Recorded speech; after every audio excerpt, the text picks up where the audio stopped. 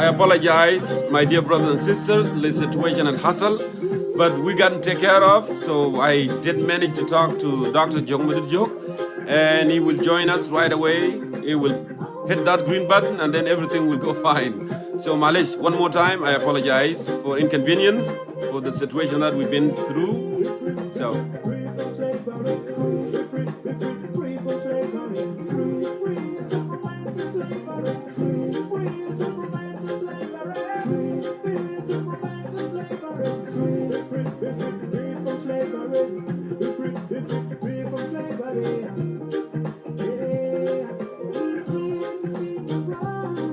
Hello.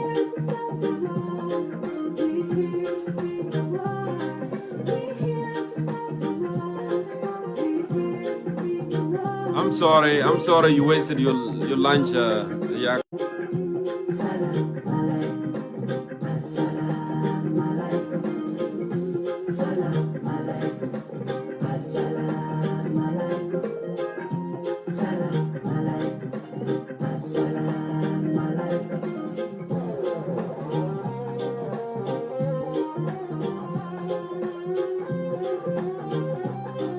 So he's not in, he joined us. I'm gonna bring him right away. And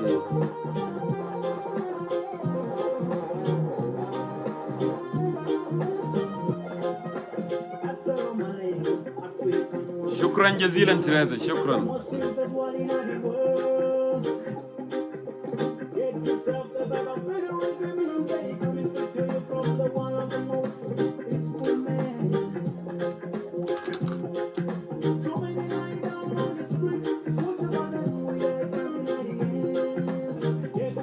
I will, brother Jen, I will.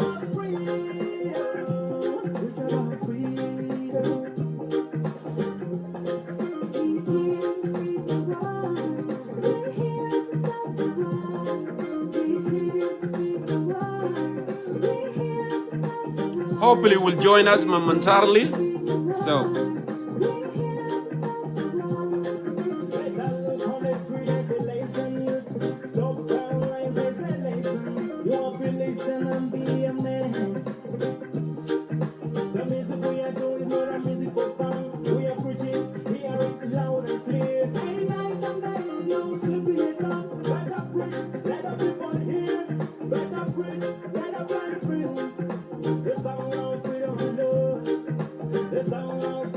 Sometimes technology can be tricked too, you know.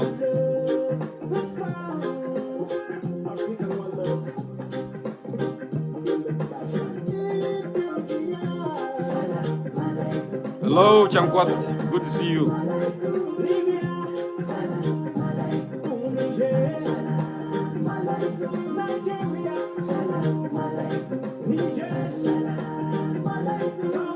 No problem.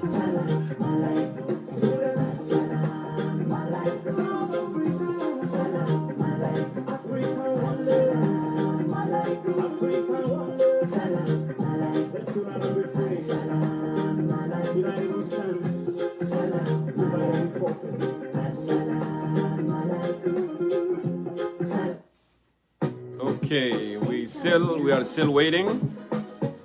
When Dr. Jongkor join, I'll call him right away, and then we can move ahead with our program. Very pressing issues today, and you can see there the topic. I can remind you: will the Khartoum and Entebbe proposal framework remain the dominant Sudan IGAD approach to resolving the conflict in South Sudan, or it is just serve the interests of Khartoum and Entebbe? So this is our topic today. I want you to go ahead and read and familiarize yourself with the topic. So when you come on here and make a comment, you'll be able, you know, to make your comment effectively. So.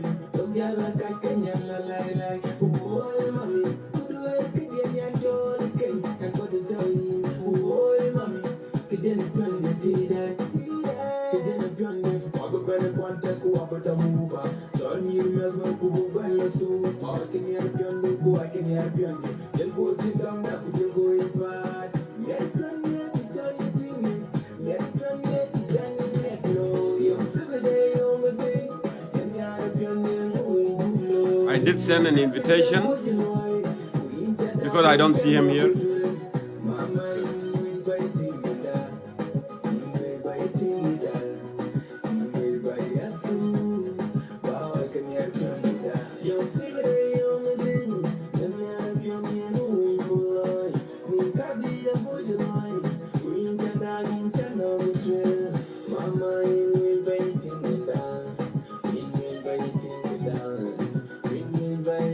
Thank you.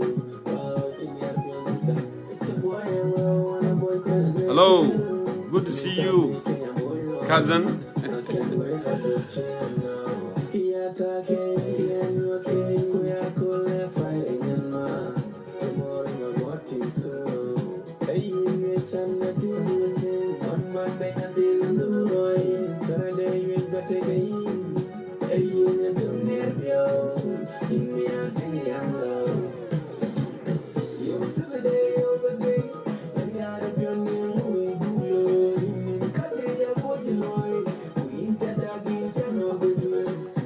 If you are here, Dr. Joke, just write the word hi, and then I can go ahead and request you so we can start our discussion.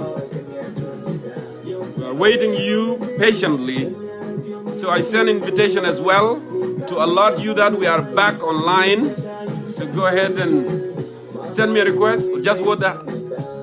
Okay. Not yet.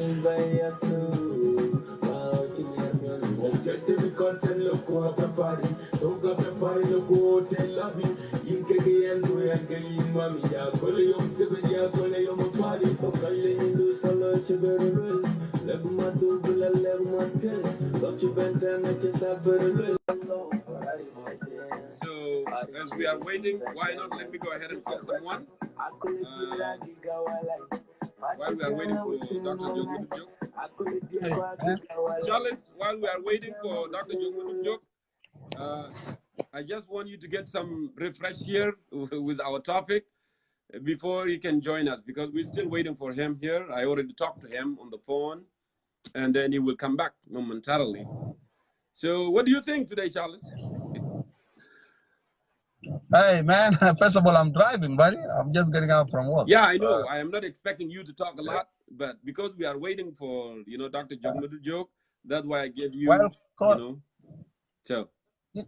Go back to him anyway. I don't know what happened to the doctor, but what I can say is let him go check his video. First of all, go to the camera and then put the camera on the video. So maybe the guy has some technical issue on that side, Well, and I called you before to answer that. But yeah, he maybe have that. If he can listen, that would be fine. But I just let him put the video on the camera. He has very advanced. So the video is not in the camera. He has a very advanced phone. Actually, he has an iPhone X. So yeah, some devices are different, brother. So he may have different device. Maybe he's using the computer. We don't know what kind of. So you need to ask him. No, he's not using. Is it using cell phone or using laptop or using the other device? I talked to him. He's using iPhone X, the same thing that I'm using actually. Yeah, but anyway. All right. Anyway, well, yeah, I just thought to bring you in. I'm on the middle of the road now, so. Yeah, no problem. We'll call you later. So just go ahead and take care. Yeah, I'll get you back later. Yeah. Thank you, Charles. Thank you. Thank you.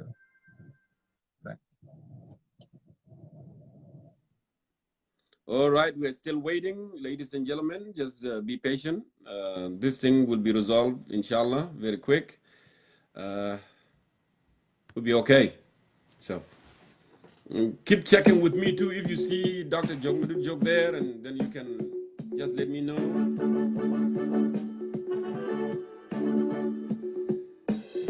I see that you wanted to come in, Ayak. Yeah, that's fine. While we are waiting for Dr. Joke.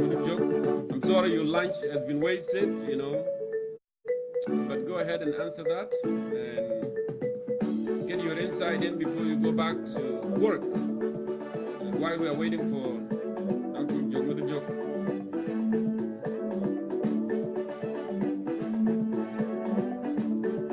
So it's adding up.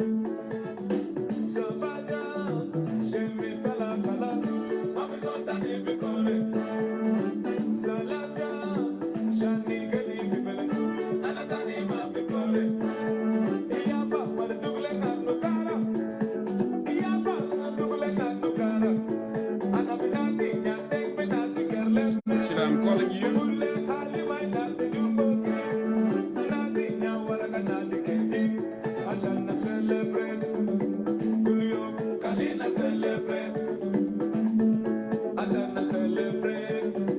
your network is not cooperating. I tried to call you, but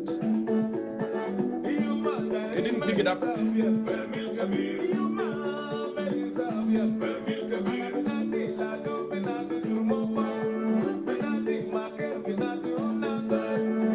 It's good in, in most of cases, to have your guests first, and then you can have the other people coming in and making comments.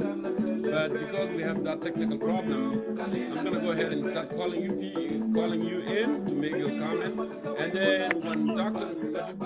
join us, we'll be okay, to come. I just finished my break. Hi. Hello, Ayak. How are you? Good to see you right there. I'm at work. Okay. Salam, brother Jongkor. Hi, everybody. Whoever's watching. Hi.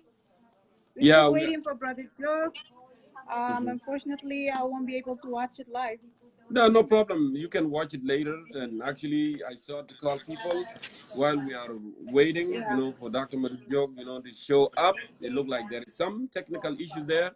Meanwhile, you have read the topic. What do you think about the topic, Ayak? The topic is very, very interesting. Yeah, go ahead. Hello? Yeah, we can hear you. We can hear you very well. Hello? We hear you. We can hear you. I can hear you. Seriously, we hear you very well. Everybody can you guys hear me? Yeah, we hear you very well, actually. Talk.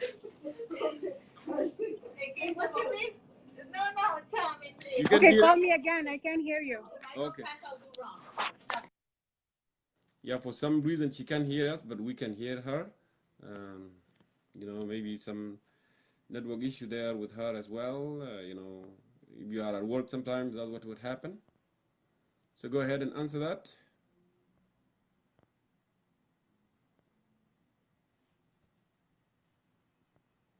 So I don't know, Teresa, if you are there, would you please give him a call again and see what's going on? Because now I'm using the same device, and what I do, actually, I have to remove my messenger. That's what I do, so I cannot be disrupted while I'm in the live show. So I ask you, Teresa, if you have a chance, just call Dr. Jongkor and let him know that we are live right now. Ahlan Ayak, welcome back. Hello? Now, do you hear me now? Hello? It looked like you have a problem with your audio. I'm using internet work, so I can't hear you. We cannot. We hear you very well, but Hello? you're the one that cannot hear me. You are good. We can hear you, but it looked like something wrong with that network. I can't hear you. Yeah, we apologize, Ayak. Sorry. We got to let you go. So, all right. Let's continue and see. And Kalaftek, Sister Teresa, just give a call to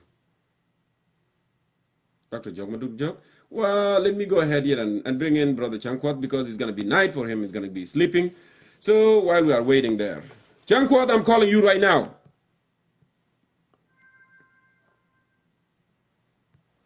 Go ahead and answer that.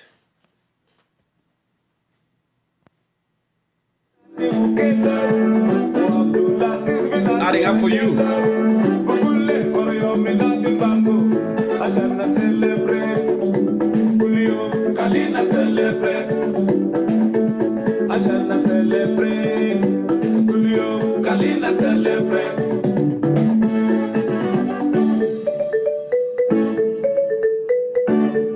So Chankwat, it looks like your network is not, functioning well.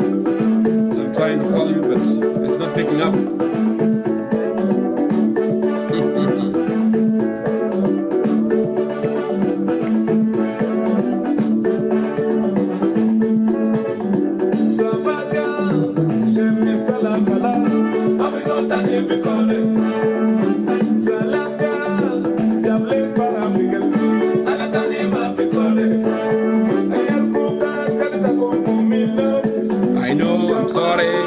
My dear brothers and sisters, don't be frustrated. That's how network works sometimes. Something, it's not working for Dr.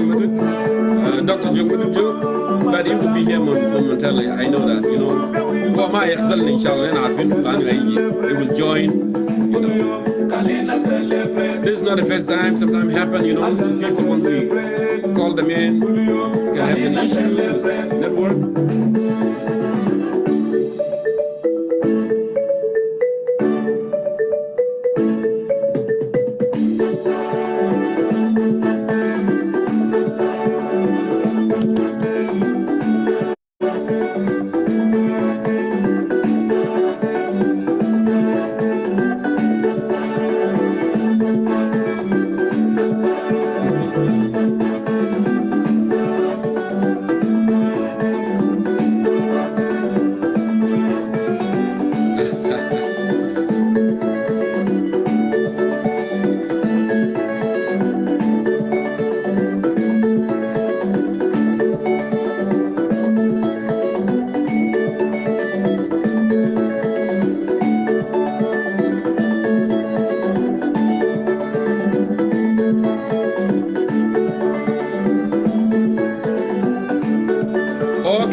problem, Teresa, for that assurance. Thank you so much for calling him.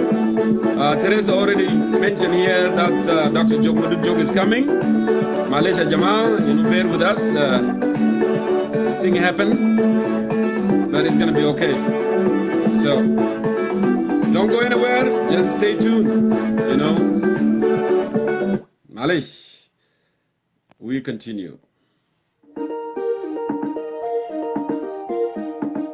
We can keep just interacting. You can write comment right there. And actually, Jongkor, I tried it, but the thing didn't work for some reason. Let me try one more time while we are waiting.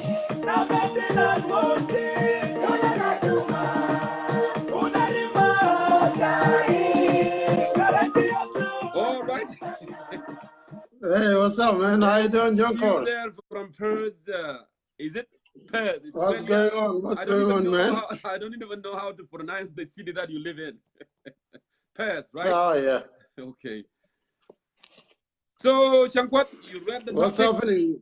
You read the topic. We have a scholar, Dr. Jog today here. We're gonna interact. We're gonna ask a lot of questions because there are very, very pressing issues right now in our country, and it will come here very soon. Yeah.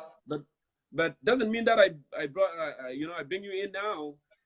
That's the last time. You still have your turn. You still gonna come in later if you are not working or if you have time to come back on. So, Jongkor, what do you think? Just give me some insight here, really quick. Oh well. Let me say. First of all, Jongkor, I get shocked that Museveni was demanding 15% of our oil revenues to go to him. Wow. Yeah. So within that peace negotiation, there was 15% supposed to be given to Museveni of Uganda, and I think the opposition rejected it and questioning why, under what circumstances would we reward Uganda with 15%. So I don't know exactly where did Juba regime come up with this proposal that 15% of our oil revenue have to be given to Uganda. Before we go ahead, have you heard that before? No. I have to be honest, I haven't heard that at all. Is. Yeah, I was shocked to find that out yesterday, that it is within the agreement that was part of the proposal that reward Uganda president with 15% of the power sharing within the oil industry. And the question is why? So you want to take some from milk and cow? Yeah, right? Yeah. Okay. So I think pertaining your topic, when I look at your topic, I was like, wow, this topic is good because it actually incorporates these issues as well. That, what sort of interest does Uganda have in our peace? And what sort of interest does Khartoum or any other country have in our South Sudanese peace? And it makes me think that the peace that you and I are looking for is not the same peace that Juba and Uganda are looking for.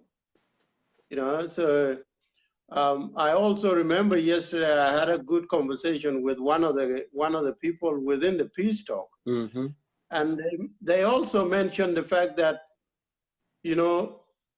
they are saying that Juba regime is also now objecting the case of the five vice presidents.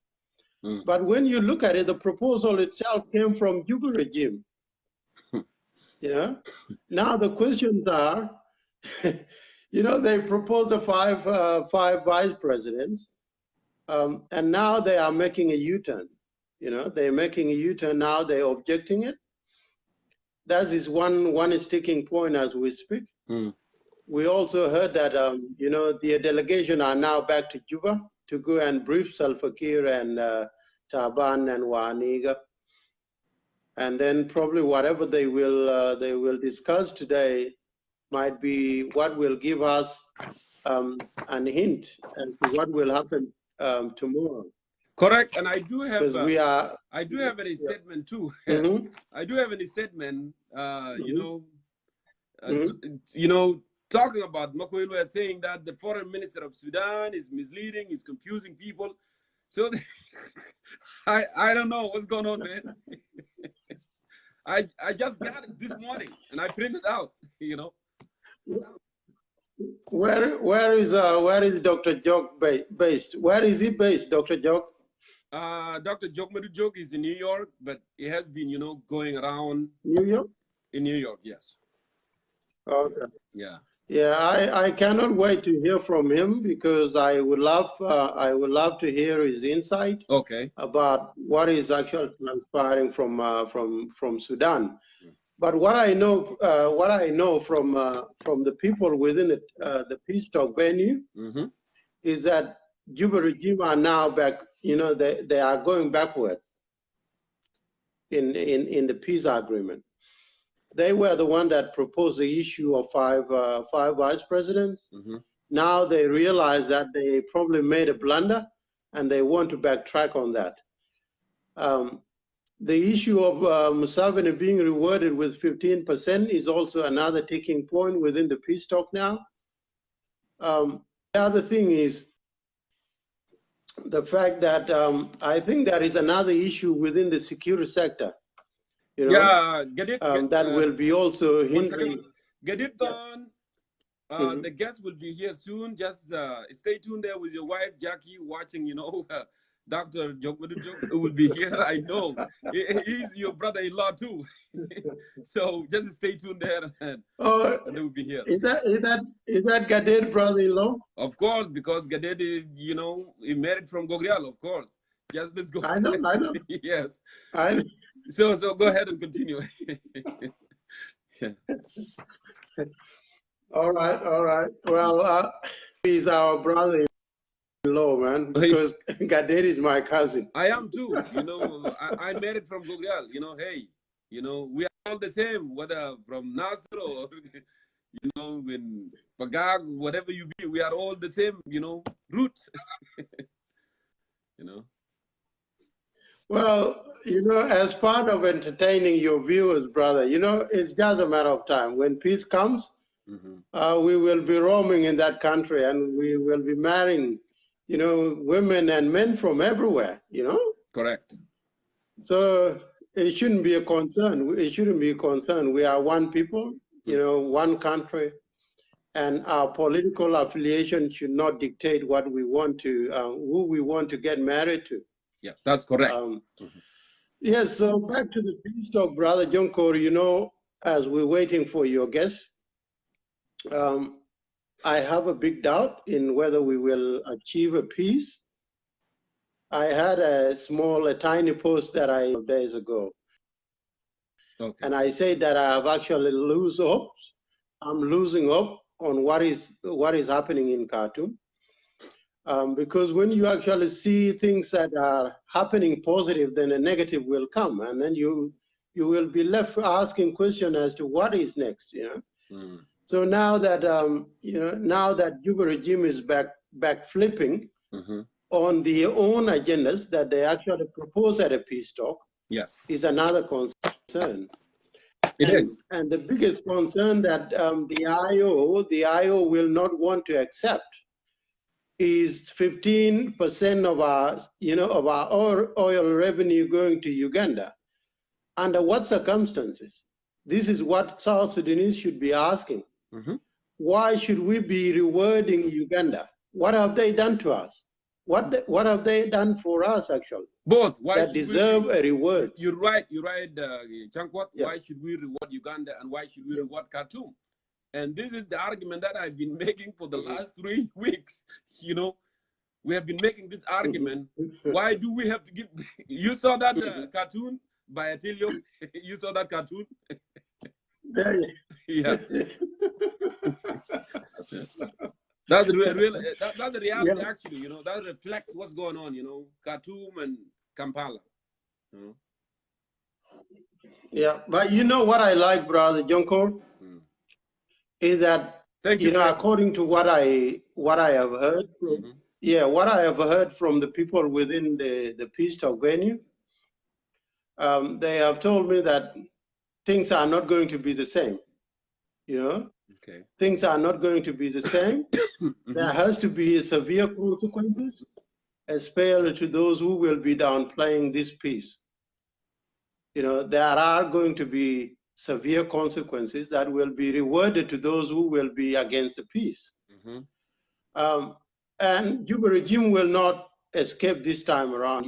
They always been finding loophole, giving us, lame excuses on how they can destroy the peace. But once you see everyone ink their pens on those papers, there is no chance of escape. Whoever will escape will bear the consequences. And lastly, as to what I have heard also from the people within the venue, is that now we are facing a consequence of the NATO. It looked like my guest is here. I can see him right there. Oh, that's good. That's good. Yeah, that's good. That's good. And one more time, I will go ahead. No, that's good. That's good. Bring him on, man. Okay, thank you. Thank you for giving us your insight within this time. But you know what? Stick around there. You're gonna have your turn, brother. Thank you. So let me go ahead here, Dr. Jogmadut. I can see you right there.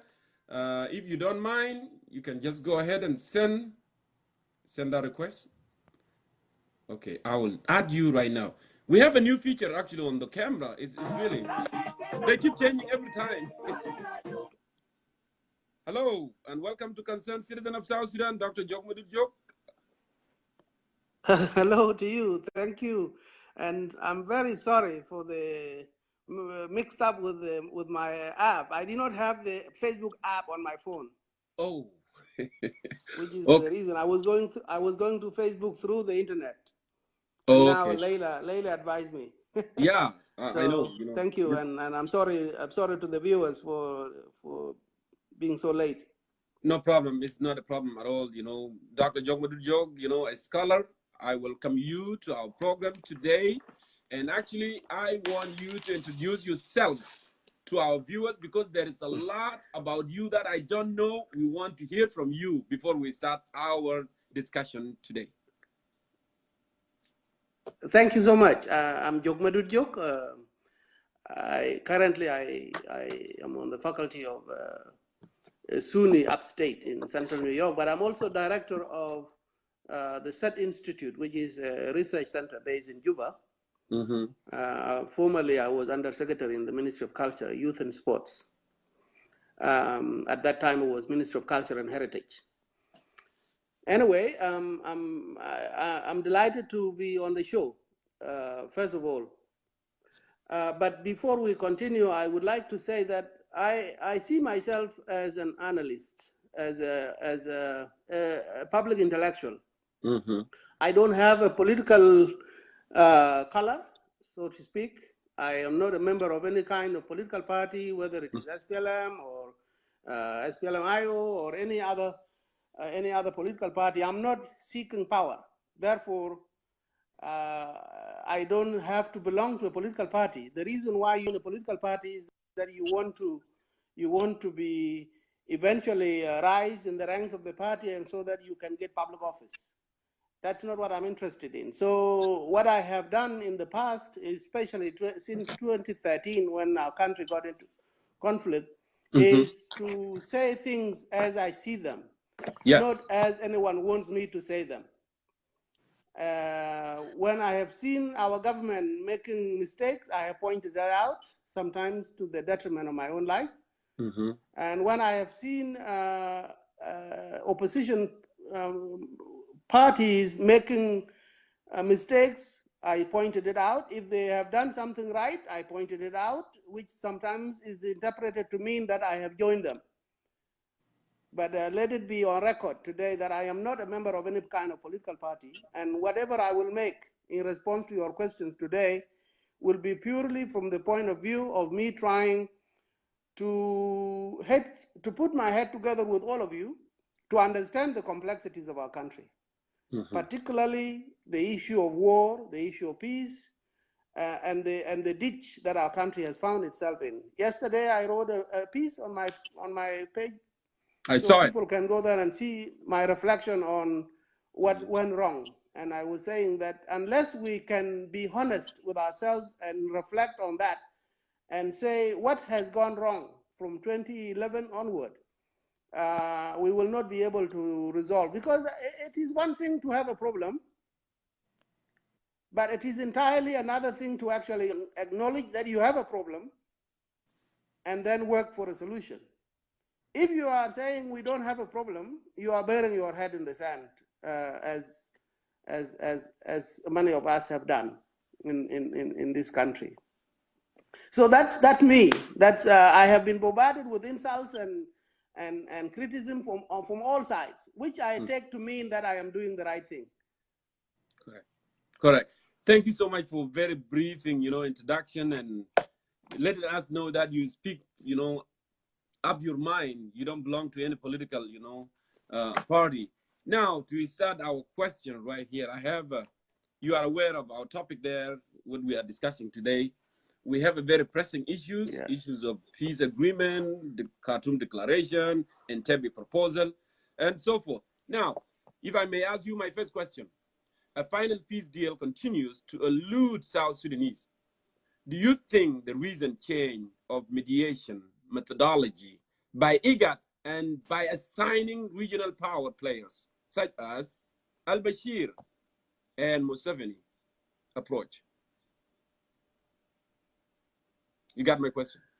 Well, yes. First of all, no matter how far we go from capital to capital, we will never get a solution that is suitable for South Sudan if the South Sudanese themselves are not interested in seeking that solution themselves. Nobody will bring us peace. Only us, only South Sudanese can bring peace to their own country. How do you do that? You speak honestly about what is the issue. You put the interests of the country above yours. You think of South Sudan as a country of diverse and multiple ethnic nationalities, each of whom has a right, just like any other. South Sudan belongs to all those who live in it. Whether you are from this group or from that group, whether you are from a majority ethnic group or from a minority ethnic group, South Sudan belongs to all of us.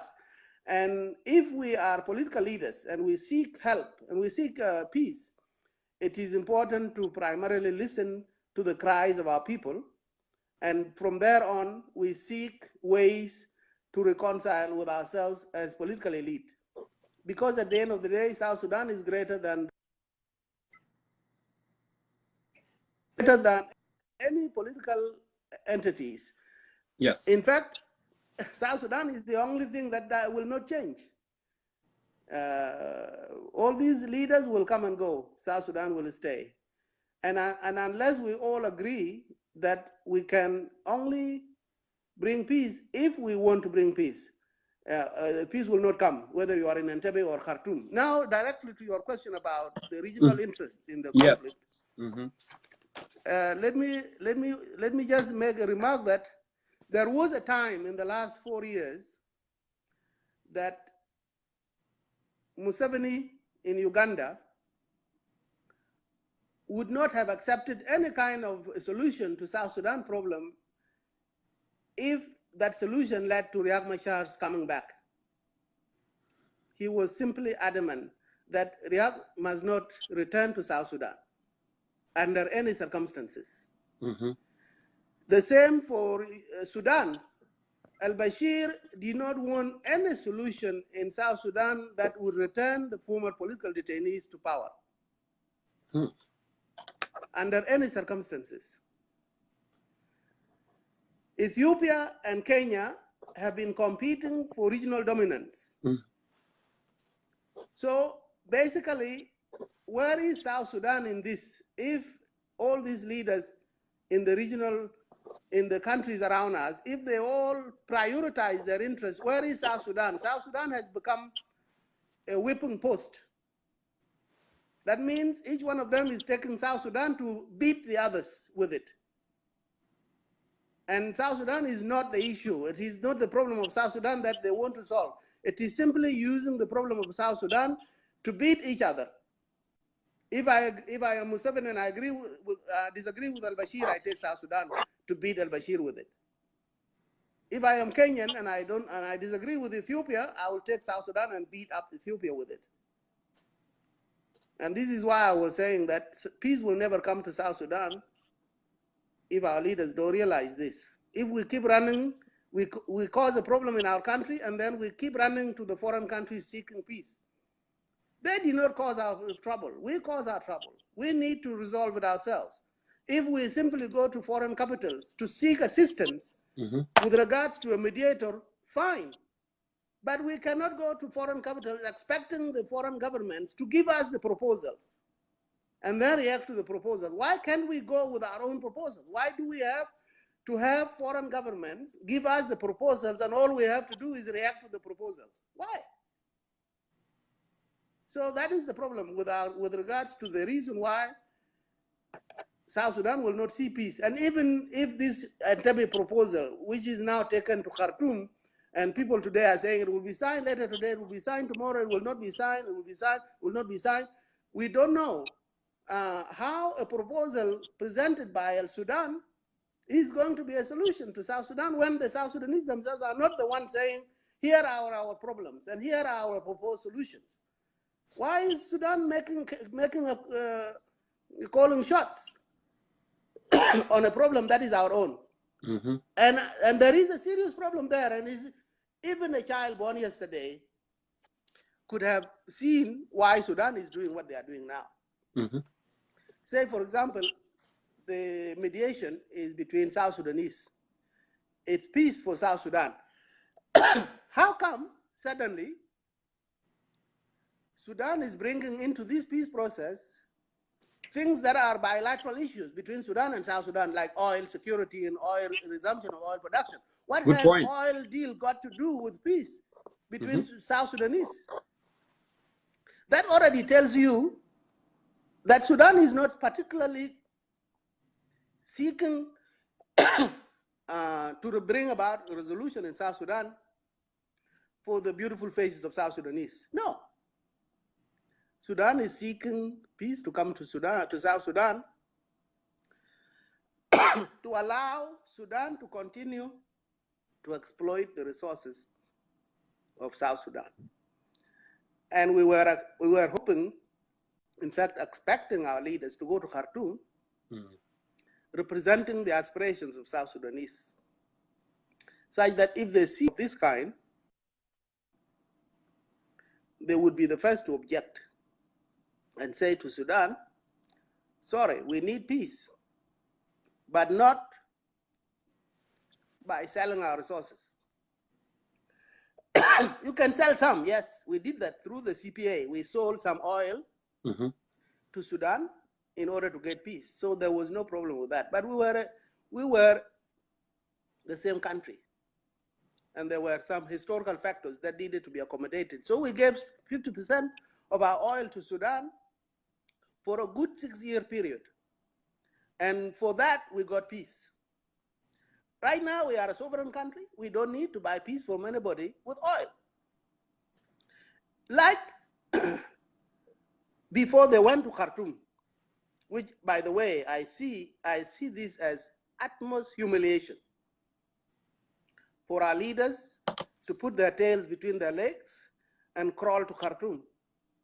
Nothing can be more insulting to South Sudanese than that. So why did you have to do that? All that humiliation was unnecessary and it was easily avoidable. Salva Kiir could have picked up the phone and called Riek Machar and said, look, my brother, our country is going to the dogs. There is no need for us to continue to do this. Let us sit in a yacht or in Lair or in Gogrial. Let's invite the UN to provide security for all of you, but let us sit down and sort out our country. If you are afraid that I will hurt you, I can ask the African Union I can ask UNMISS, provide military protection for you, but I want you to come here so we can sit and talk about this problem. Or Riyadh could have done the same.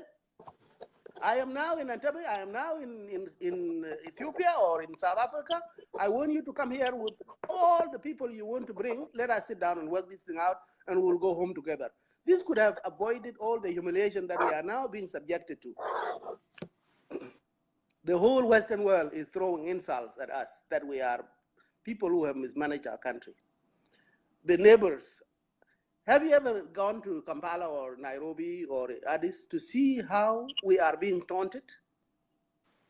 To see how we are being insulted every day as people who are savages, who do not know how to live together, who do not know what South Sudanese have lived together for millennia. How come just today, once we got our country, we are now being seen as people who cannot get along ethnic lines, as people who cannot manage our resources, as people who cannot put down our guns, as people who wash our faces every morning and go to fight? We are not human beings in the eyes of those people around us. And it is all because of our own doing. Why? Thank you. Thank you so much for that question. I will elaborate with that question. You suggested President Kiir, Dr. Riek Machar, they shouldn't make this a South Sudanese, peace. Not Entebbe, not Kampala, not Addis Ababa, not Nairobi. And they should have set somewhere inside South Sudan. Actually, I like the proposal. Would you then get a security from UNMISS or whatever would be within South Sudan? I like the idea. Yeah. Would you then continue to give advice to President Kiir and Riek Machar to quit all this drama that's going on around and just sit somewhere home? If you're looking for the security, and then follow the same strategy that you have spoken about, would you then continue to do that as a scholar? Oh yeah, oh yes. I would definitely, any day, any minute now, if I was the one having any kind of influence, I would simply say, yes, let us sit down. We are capable. We have been in conflict before. During Anyanya, when people used to fight all the time, and then they will work it out among themselves. During this liberation war from 83 to 2005, there were conflicts. Did Riek himself not break away before, but Garang invited him back and they got back together? That was not mediated by anybody. They did it themselves. Why can't it be done now? The reason why we are not doing it now is that the state, this thing we call South Sudan, has become a plum, very juicy plum. Everybody wants to grab and seize control of it. So Salva Kiir and his people, who are now holding the plum in their hand, don't want to risk letting it go. So if a peace agreement is going to risk taking a piece of that away from them, they are hesitant to pursue that peace. If Riek Machar wants to get a hold of that plum, he does not want to make compromises because this is the only way he can go to J1. It is through this fight that he will eventually negotiate a way into power. So both of them and all the other ones who support them are looking at South Sudan as a nice, juicy fruit that once you get hold of it, you are good. You are going to be able to take the resources that it has for your own benefit. And in that process, nobody is thinking about South Sudan itself. Nobody is thinking about its people. Nobody is thinking about the people. Why? Why in this day and age, and with all the resources that we have, do we have close to 7 million of our people going hungry every day?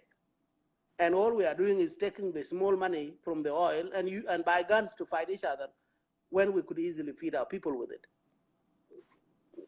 I don't want to moralize this and to make it simplistic and all this. I know it is a political conflict, so it is a lot more complex than what I'm saying.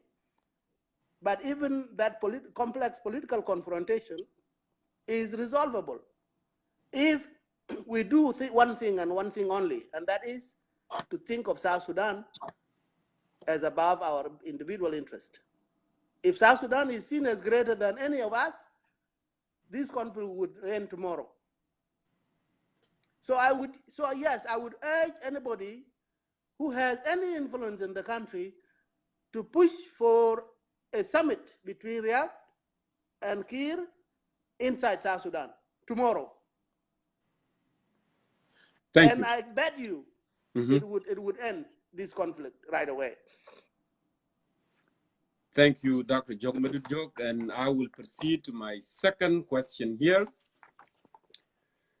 Generally speaking, do you think South Sudan and Uganda mediation effort are influenced more by strategic interests rather than witnessing a genuine peace finally coming to South Sudan? Well, I think it's a mix of both. On the geopolitical interest of each country, there is no question that the two countries have their interests in South Sudan. There is no country on earth that does not have a strategic interest in other countries, right? So there is no question that they do. But the question that they are asking, at least for Sudan, is a simple one. Is South Sudan more useful to the Republic of Sudan while it is at war, or is South Sudan more useful to Sudan at peace? That is the question Khartoum has not made its mind up about. On some occasions, they say, or they see South Sudan at war as more useful to them. But now, because there are many difficulties in Sudan as well, economic difficulties, the currency has declined, the debt is going up, the prices have gone up, the inflation is through the roof. They are also having similar problems as South Sudan does. The war is not stopped in Sudan. They are still fighting in Darfur, they are still fighting in Blue Nile and in Kordofan. People are still fleeing through the borders into refugee camps. People are still hungry, even in the Red Sea and in the Nubia. People are suffering in Sudan. And as a result, they have now seen that being at peace with South Sudan is a better approach to their problems. So yes, there is no question that they have interest. But it seems like they have answered that question finally, that a South Sudan at peace, a stable South Sudan is better for Sudan than a South Sudan at war.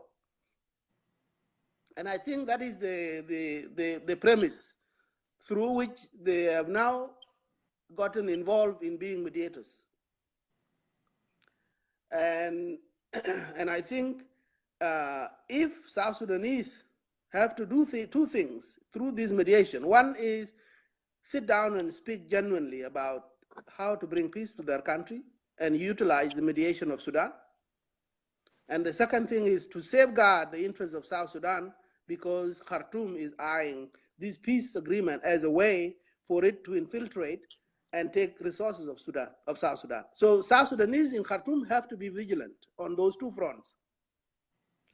That is the only way the Sudanese geopolitical interests in South Sudan and in South Sudanese conflict can be prevented from harming South Sudan in the long run. Otherwise, South Sudan is selling itself and selling itself very cheap. On the Uganda side, there is no question that Uganda has always had major interest in Sudan, in South Sudan, and the main interest is one that, on the surface, it appears that Uganda wants a peaceful South Sudan, because before 2013, Uganda had 60,000 workers inside South Sudan, and each one of them was supporting a family of 6, 7 back home. Correct. So you could be thinking of up to 1 million Ugandans who are dependent on income being made from South Sudan. And this income cannot come if South Sudan is at war. So there's no question that Uganda needs a peaceful South Sudan. I remember in 2011 going to Nimuli, and then going to northern Uganda, Kitgum and Ajumani and Arua and all these places. Many of the construction companies that sell steel or cement or timber or what have you, they move shops to those locations because South Sudan was the biggest buyer of Ugandan goods. So there is no question that Uganda wants a peaceful South Sudan, but there is also this idea that a South Sudan that is at war is a weaker South Sudan, which cannot negotiate trade deals with Uganda on a level playing field. So there's no question that many countries around the region, while they may want a peaceful South Sudan, they want a weaker South Sudan, not an equal South Sudan. And the best way to weaken South Sudan is to keep us fighting each other.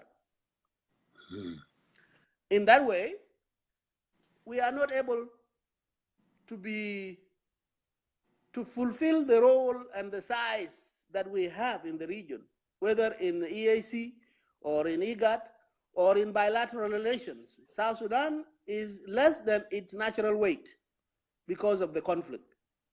And that's good for some countries that are trying to exploit us. Why our leaders don't see this is a mystery to all of us.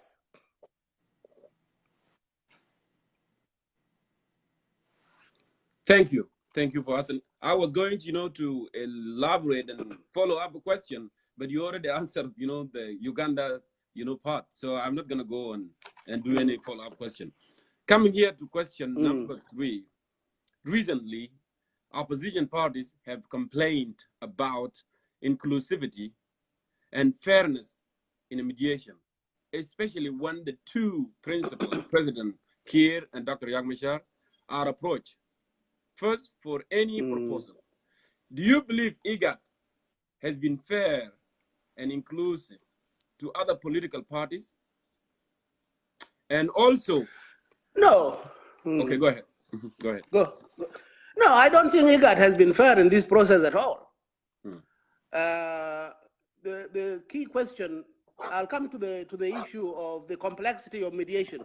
But in terms of fairness, how do you see a mediation process being fair when one of the parties to the conflict, i.e., none other than our president, Salva Kiir Mayardit, is a party to the conflict, but at the same time, he is also a head of state sitting in the Council of Presidents with the people who are supposed to mediate between him and Riek Machar. Riek Machar doesn't have access to that council. No other political party has access to that council because it's a council of heads of state. So here you are, a party to the conflict, but because you are president, you have access to venues that others don't have. So how fair can that be? But that aside, if the mediator was genuinely interested in bringing about a just and lasting peace to South Sudan, there are ways to do that.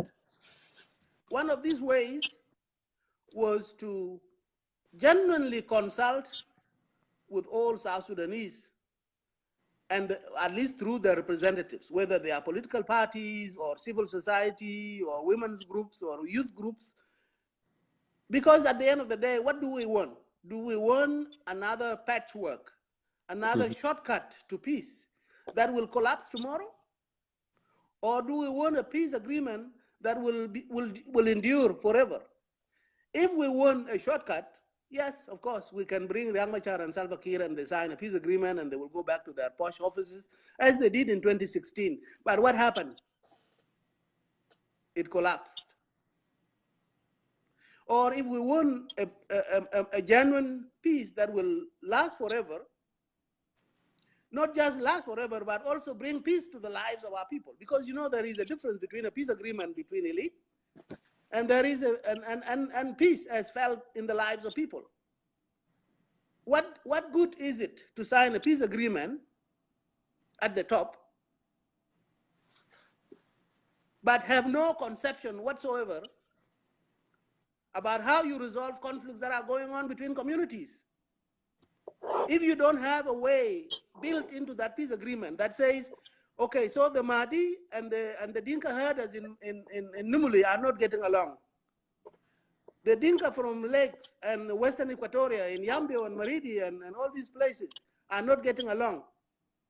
If the Morale and the Jay, like just the other day, when they were slaughtered like animals, if the relationship between the Morale and the Dinka and the Law Nuer and the relation between groups of Nuer and relations between groups of Dinka, if these issues are not part of the settlement, you might have a peace agreement, but you will not have peace. What you will have is a peace agreement between elite who divide the country's resources and power, while our people continue to be slaughtered. So what peace is that? So if you were IGAD and you wanted to bring a stable South Sudan, focusing on the elite alone was not going to get us anywhere. It might be a shortcut, it might give us a peace agreement, but it will not bring us peace in the lives of our people. So it is useless. But why? Why do they not do this? Why does IGAD not think about this? The reason is that mediation is a complex process. First of all, there are people who are calling shots, people with power, like President Kiir, like Riek Machar, like the rest of them. Mm-hmm. If you want to bring about reconciliation, those are the people. The people with guns are the ones you want to reconcile because you want to silence the guns first. So there is no question that at the top it is okay to reconcile those. But then once they have reconciled, what is the next step? That is the step that is where now you have to bring in everybody to ask them, what is it that will resolve South Sudan's problems? So that the peace agreement is not confined to the elite, that it is a process that resolves communal issues. It is a process that responds to the aspirations of the people. Part of the reason why there is war in South Sudan is that our people don't have basic services. Our people don't have justice in their lives. If I come from a county where people get killed, but no justice, because there is no state system that applies justice to hold people accountable. So what do the people do if my relative is killed and I have nowhere to go to resolve this and get justice? What do? I take up guns and take the law into my own hands and revenge. And that's why our country is in a cycle of conflict after conflict after conflict, because lack of justice. So if we don't address those issues as part of the settlement, any peace agreement between Riek and Salva is going to be as good as dead on arrival. So that those are some of the dilemmas that are faced. Do you go for a quick peace so that you silence the gun at the risk of that peace collapsing very quickly? Or do you go for a genuine peace that takes longer, but once it is signed, it is much more enduring? Of course, there are risks and benefits of either of the two approaches. Mm-hmm. Now, in terms of inclusivity, you will recall that the reason why South Sudan Opposition Alliance, which is an alliance of many political parties, yes, the reason why they objected to the Entebbe proposal, and they have objected to the Khartoum, and they are objecting now to the Khartoum proposal, the reason they are objecting is a response to the question of inclusivity. They are not saying that we are excluded. They are saying that what the governments of Uganda and Sudan are doing in proposing this power sharing agreement is to simply absorb and co-opt the opposition without settling their grievances. And as a result, you end up with a government of 590 members of parliament, or 45 ministers, or 5 vice presidents. Where in the world do you do such things? Where is the government of South Sudan going to be able to pay for that? And if you are doing that, you are expanding the government, what are you doing? You are maintaining the status quo. You are saying that the government and the people who are in the government today should keep their jobs. And all the ones in opposition, we can give them additional jobs by creating more positions. So you are not resolving anything. You are simply accommodating the opposition by giving them jobs without ever looking into the reasons why they went into war to begin with. Why did they go to war in the first place? Some people were ministers in the government and they left. So it is not jobs they want. They want reforms. They want genuine address of the fundamental issues of governance. Mm-hmm. So the opposition groups are saying, don't expand the government in the name of inclusivity. Right? Because the reason why you are expanding the government is so that you accommodate all the opposition. Mm. They are saying inclusivity can still be exercised even with a lean government. You can have 18 ministers. You can have 2 vice presidents. You can have 300 members of parliament and make it inclusive by making those positions representative and reflective of the diversity of South Sudan. You don't have to expand the government so that we end up using the little resources we have to pay public officials and leave all the service industry services untouched. If you are paying 590 MPs, 45 ministers, 10 deputy ministers, 10 advisors, 32 governors with their cabinets and with their parliaments, counties with their commissioners, all of them needing cars, needing salaries, needing military to protect them, needing all sorts of things. Yeah. Where are you going to get the money from, for God's sake? All of that because you want to appear inclusive? No, you can be inclusive in a lean government by making it representative of all the people of South Sudan. So that's it. Thank you so much. You know, Dr. Jongkor, I will move on with a few questions here as well. So now talking about that inclusivity, okay. Government has been keeping SSUF, Paul Malone wings, out of the equation. If they reach any political deal, do you think Paul Malone will still a threat to any stability in South Sudan as well? Anybody, anyone who is taking up arms, no matter how small a group, no matter how weak they are, anybody who is going to stay outside the deal with a few guns can still cause havoc in the country. So I think it would be more prudent for South Sudanese leaders to say, anybody who is aggrieved and who is holding up arms now and is fighting the state, we must sit with them and try to figure out how to resolve our issues. So excluding people is not going to bring about peace. Just imagine the issue of Riek Machar. When he was detained, when America said that Riek Machar must not be allowed to come back to South Sudan because he will cause trouble, did the trouble go away because Riek was in South Africa? No, it made it worse. And when some of us pointed out, Ya Jama, excluding Riek Machar from these processes is going to be a problem. It is not going to resolve our issues. We were threatened with violence, saying that I was supporting Riek Machar. I don't support Riek Machar. I simply see that when you are talking about peace and reconciliation, do you reconcile with your friends? No, it is your enemies you reconcile with. So how do you keep your enemy away and you like try to make peace? Make peace with whom? You have to make peace with those you have disagreed with.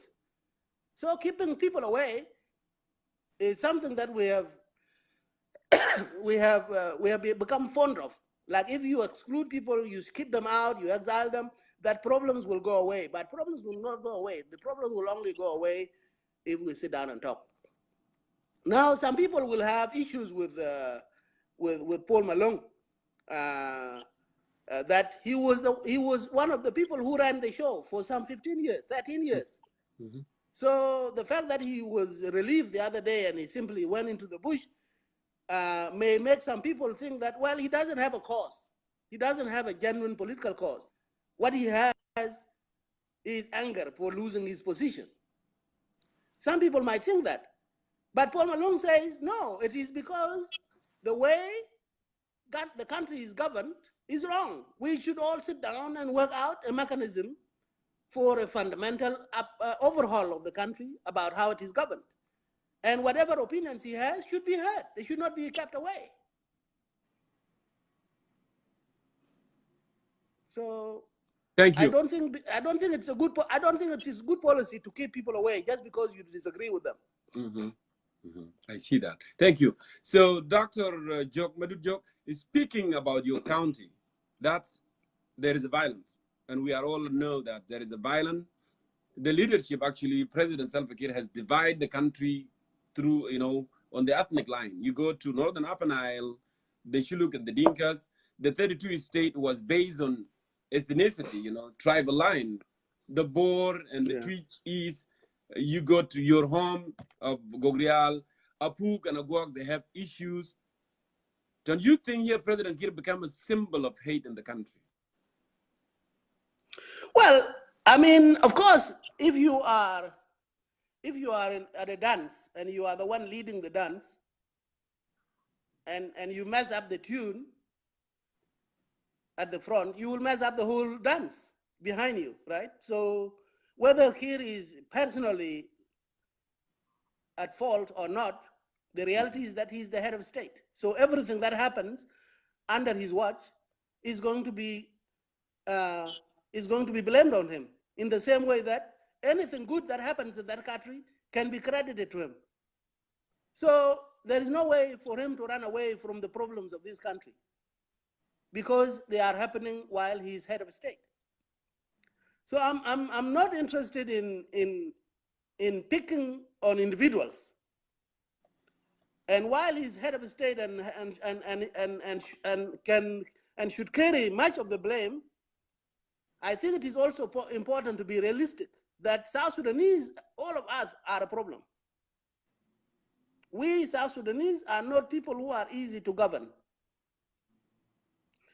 And the result is that. But Dr. Jok, Jok, you said South Sudanese are not easy to govern. At the same time, when they come here, you are in New York, I am in Washington State. We are getting along. We are, there is system, and you seem to be like we are following through. I agree with you, but imagine if you have a community association. Correct. Let's say Gogrial or a Will or Jongle, what have you, community association, you will find that people have disagreed so bitterly in that.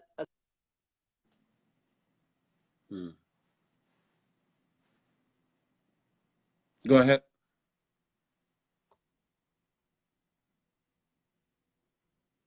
It might have been called. So sometimes if someone calls you, it will distract the video. But let's see if we can make it back. I'm still, I have quite a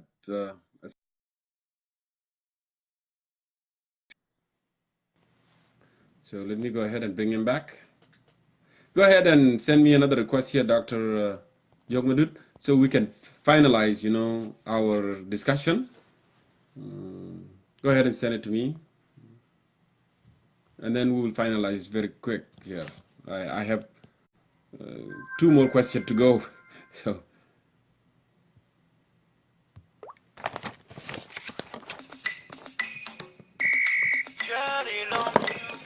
So while we are waiting here, I'm going to go ahead and play a little bit of music.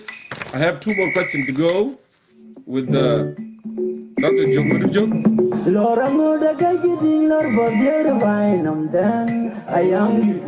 So hopefully we'll be back.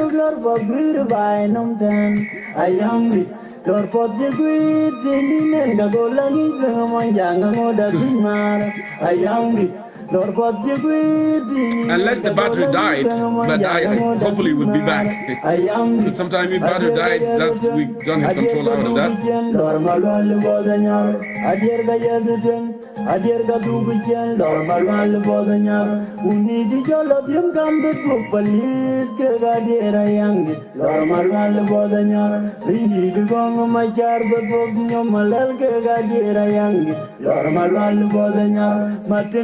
kuduor dingin gabala wutin ringi chigangwir ringera yangi normal wal modanyar ajer ga yedeten ajer ga dubichen normal wal modanyar. So, Dr. Jog, we are expecting you back here so we can continue the few questions that left before I move on with the public analysis.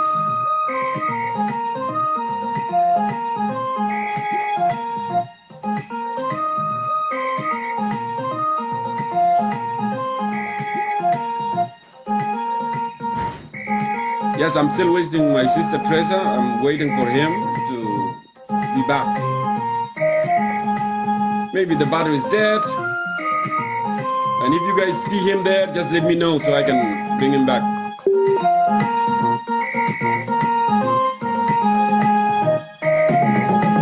Lora muda kaki ting lor bogir by nom ten. Ayang Lora muda kaki yug lor bogir by nom ten. Ayang lor bogir gui ting in the golani pengamanjang amoda kinmar. Ayang lor bogir gui ting in the golani pengamanjang amoda kinmar. Ayang adir gaya gedeng adir gadubijen lor malwal bodanya. Adir gaya gedeng adir gadubijen. Wait, he's back. Calling him now. Normal bodanya ringi gong machar go nyomalel ke gadira yangi normal bodanya matin kudur dingin gapala wutin ringi. So it looked like something wrong with the camera. Okay, it's adding up now. Hopefully it will work. Ajer ga yedeten ajer ga dubichen normal bodanya.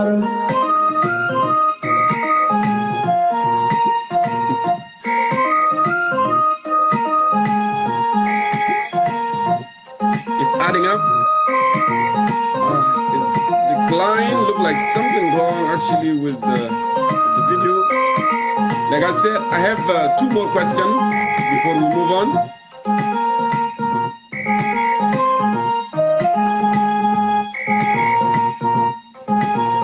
Yeah, go ahead and send me a request, Dr. Jok. I saw you are back. So I'm trying to call you actually, but it declined. It looked like there is some issue there with the network. Lora muda kaki ting lor bogir by nom ten. Ayang Lora muda kaki yug lor bogir by. Go ahead and send it in because it's not allowing me here to call you from the bottom. I see that you are here. Lor bogir dingin gagolangi pengamanjang ngoda kinar. Ayang adir gaya gedeng adir gadubijen normal wal bodanya. Adir gaya gedeng adir gadubijen normal wal bodanya. Uni di jalab yang kambe balit ke gadira yangi normal wal bodanya. Rini di gong machar godog nyomalel ke gadira yangi normal wal bodanya. Matin kudur dingin gapala wutin ringi chigangwir ringera yangi normal wal bodanya. Ajer ga yedeten ajer ga dubijen normal wal bodanya. Yes, I'm trying, Doctor.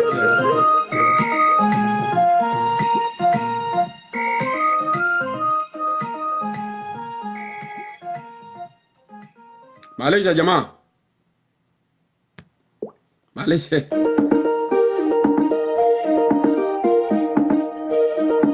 Yeah, of course.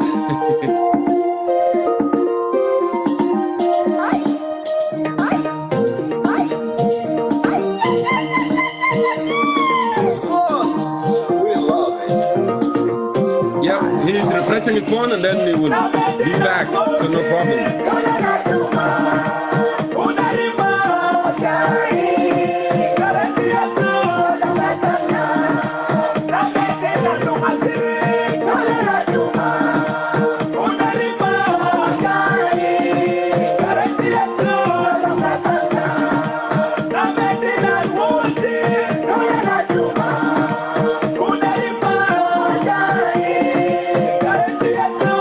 Thank you.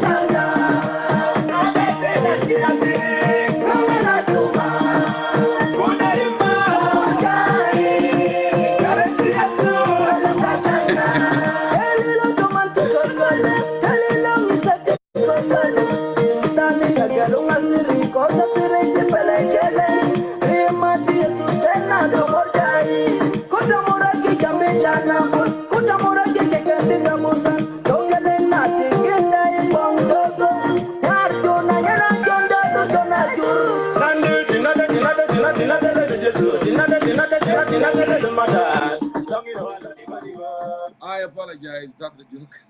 I know, the I network sometimes apologize. can be I challenging. think my battery died. Yeah, that's what I thought so, because when the thing froze like that, it means that the battery dead actually. So you can go ahead and finish what we stopped before I give you the my last two questions here. Okay. Yeah. I'm very sorry, but I was saying that the reason why it has become so difficult to govern us is not that we are genetically incapable of being governed. What I'm saying is that we have gone through a history of violence for a very long time. Our people were fighting a monstrous enemy, and through that, because of the many pressures we found ourselves in, we turned guns against one another. People in Wau, for example, the Fertit were fighting against the Monjang and the Juruo.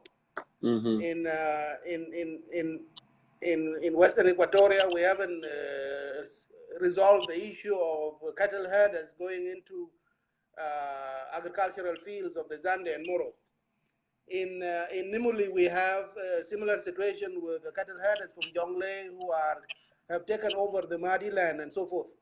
And we have in Upper Nile, Jonglei, particularly between the Morole and the GA. Last week there was a slaughter of the GA. Earlier this week, a couple of days ago, to the point now most of the GA people have been displaced to Capoeira State. And so many things like this throughout our last 20 to 30 years of history. And I'm saying, as a country, we were able to sweep these things under the carpet during those times when we were fighting, because we wanted to keep our eyes on the biggest prize, which was to fight Sudan and get our country.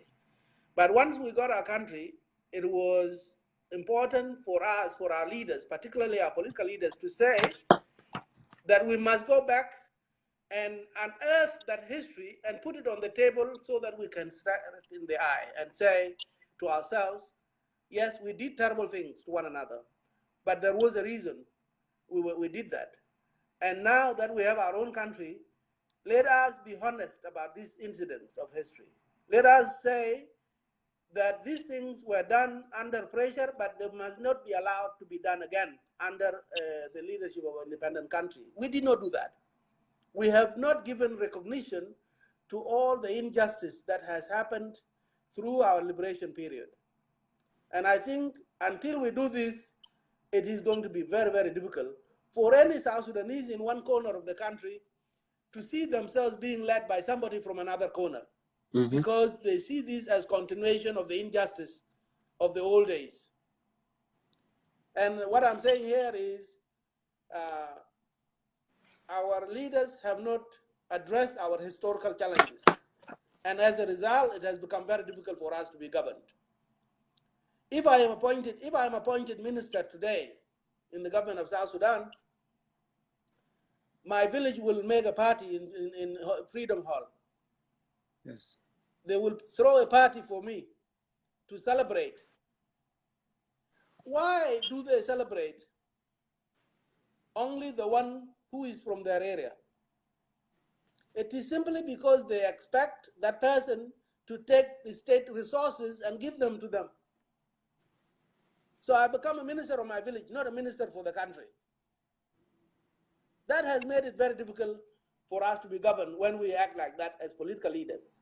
So I'm saying time has come for all of us, the citizens of South Sudan, to unite against injustice, against bad governance, against corruption, and against violence. And we do this across ethnic lines without regard for which territory one comes from. If we have a civic action today, a collective civic action by citizens of South Sudan, raising our voices against our leaders because of the way they have mismanaged our resources and have misgoverned us, I think we would have saved South Sudan. This war that is going on now would have been prevented if South Sudanese had protested together as one people against the misgovernance and against injustice and against corruption that was going on, stealing our resources and sending resources to foreign countries. If we had done that together, the war that happened in 2013 would have been avoided. Thank you. Now I have two questions before I let you go. As a scholar and Okay. intellectual, you have talked very good. You have very thoughtful, methodology here, bringing Riek Machar and Kir in the country to tackle the issue, to become South Sudanese issue. What can you propose to those intellectuals who have been poisoned and youth who have been poisoned with multiple camps in the country? What can you propose, for all of them to come together and solve the problem and become like other nations, Dr. Jok? Right. It's funny you should ask this. About 10 days ago, I was at a meeting in Arusha, Tanzania. Mm-hmm. And it was a meeting of a kind of public intellectuals. And we all came from different ethnic groups, about 14 of us. And from different historical backgrounds. Some of us have been in government, some of us have been in academics, some of us have been in NGO world. Mm-hmm. And we have that diverse background. And we very quickly, within the first day, we realized that each South Sudanese has to see the problem of South Sudan as their own individual problem. And that the solution to South Sudan's problems relies on us as individuals. I cannot sit here and expect other people to bring peace to South Sudan, and then I go and join peace once it has been brought. Who is going to bring it if it is not the collective of us? So what I can say to everyone who is somebody who has a position in the university or in think tanks, to think clearly about what is the legacy that you want the world to remember about you. Do you want to be remembered as a public intellectual whose job was to support the government of Salva Kiir despite its mistakes? Or do you want to be remembered as somebody who stood up and spoke the truth, even to the risk of your own life? If it is the former, go ahead, support Salva Kiir or support Riek Machar or whatever. That is how we will remember you, as somebody who contributed to the destruction of this country. If you want to be remembered as somebody who spoke the truth, the time is now for you to state your position on what you see as the immediate solution to the problem of South Sudan. And I think there is so many of us who have now come to the realization that doing our own bit as individuals, small thing, it will add up. There are people now, so now what we have done, we have created something that will be called South Sudan Studies Association. It is a purely academic, non-political. It's going to become a venue where we will table those problems of South Sudan and possible solutions to them without any interest in the political affiliations.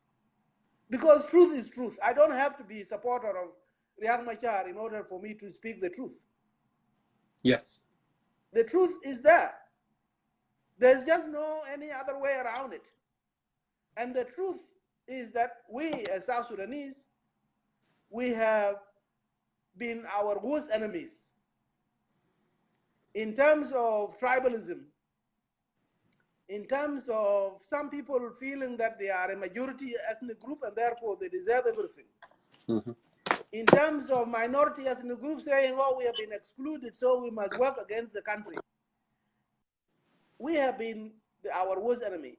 And I think what I can say in reaction to your question is that I call upon anybody who sees themselves as an intellectual of sort to only go for the truth and not cover up any nonsense just because you are supporting Riek or supporting Kiir or supporting Malong or supporting Cirilo.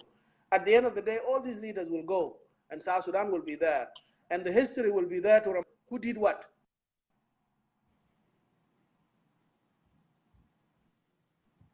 Correct.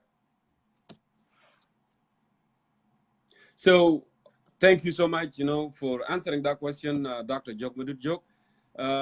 I just wanted to, you to let our viewers know that you are a founder of Suit Institute.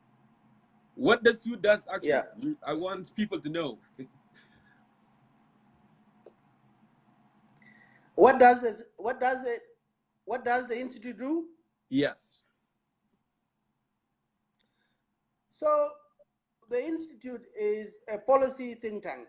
What that means is that we do research. We analyze the political situation. We analyze the security situation. We analyze the economic situation. We do health investigations. We do food security investigations. We do climate and environment and the use of oil to poison our people and so forth.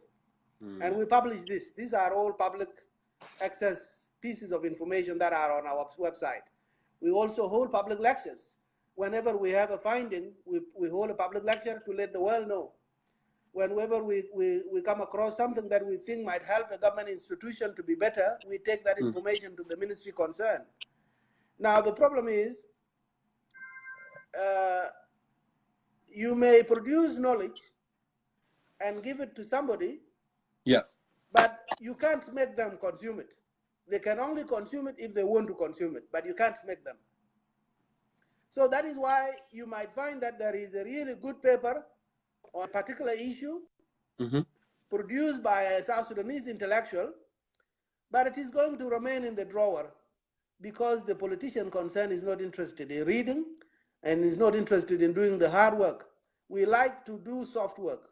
We don't like to do real thinking.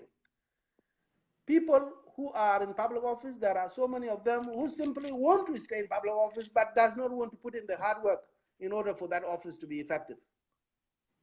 So this is the culture we are trying to change by saying to South Sudanese that you cannot make policy, you cannot issue decrees and make policy just based on which side of the bed you walk up to. You have to make policy based on credible field-based analysis. Yes. With data. If you don't have data and you don't have analysis, what is the basis on which you say a clinic should be established here, a water hole should be built here, or a police station should be put here? You don't have information. What basis you making that decision? So that is what we do. Thank you so much. Whether they will take it or will not take it, now it is out of our hands. Definitely will take it. That's a wonderful thing to do as an intellectual. I really appreciate you for coming here, Dr. Jokmadut Jok. I know that some people, they think differently. The world is changing. Every day, new things are coming in. Facebook, Instagram, and so forth. But our people, intellectual, whatever they are government, sometimes they think coming to life is just, lowering your class. But I don't think so. If you want to speak to the people's mind, the people's hearts, you need to interact with them, because you cannot be their president, you cannot be their leader without interacting with the people. And it's an obvious. But imagine now when there is a problem somewhere in South Sudan, like the killing of the J people just the other day, or when an oil tanker blew up in Maridi and killed 200 people instantly, or when the Gogreal conflict is happening, or even when the Agar of Northern Lakes were displaced the other day and they are now all living in Eastern Lakes province, state. When this happens, not only is there a statement from the State House, we would expect that the president himself would those people and console them and tell them that we stand with you and we are sorry that the calamity has affected you. Every time I see a foreign president like Obama going to the place in his school where there was a shooting, I cry, because how come my people have such little value in the eyes of our president? How come the president did not go to Maridi?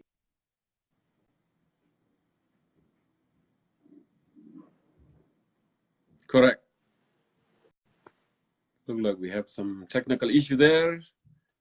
Dr. Jok Madut, hopefully it will work for you. We can wrap it up.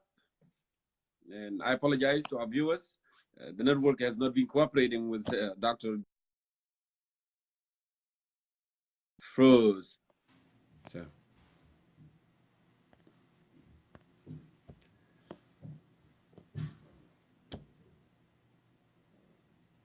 Yes, it looked like it's not well.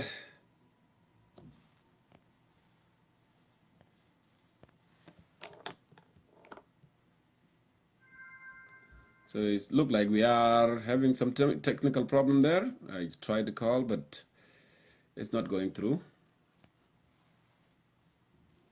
Yeah, of course, Dr. Maduda has spoken, as you know, said a lot, and really, it would have been good, to give him the last word there.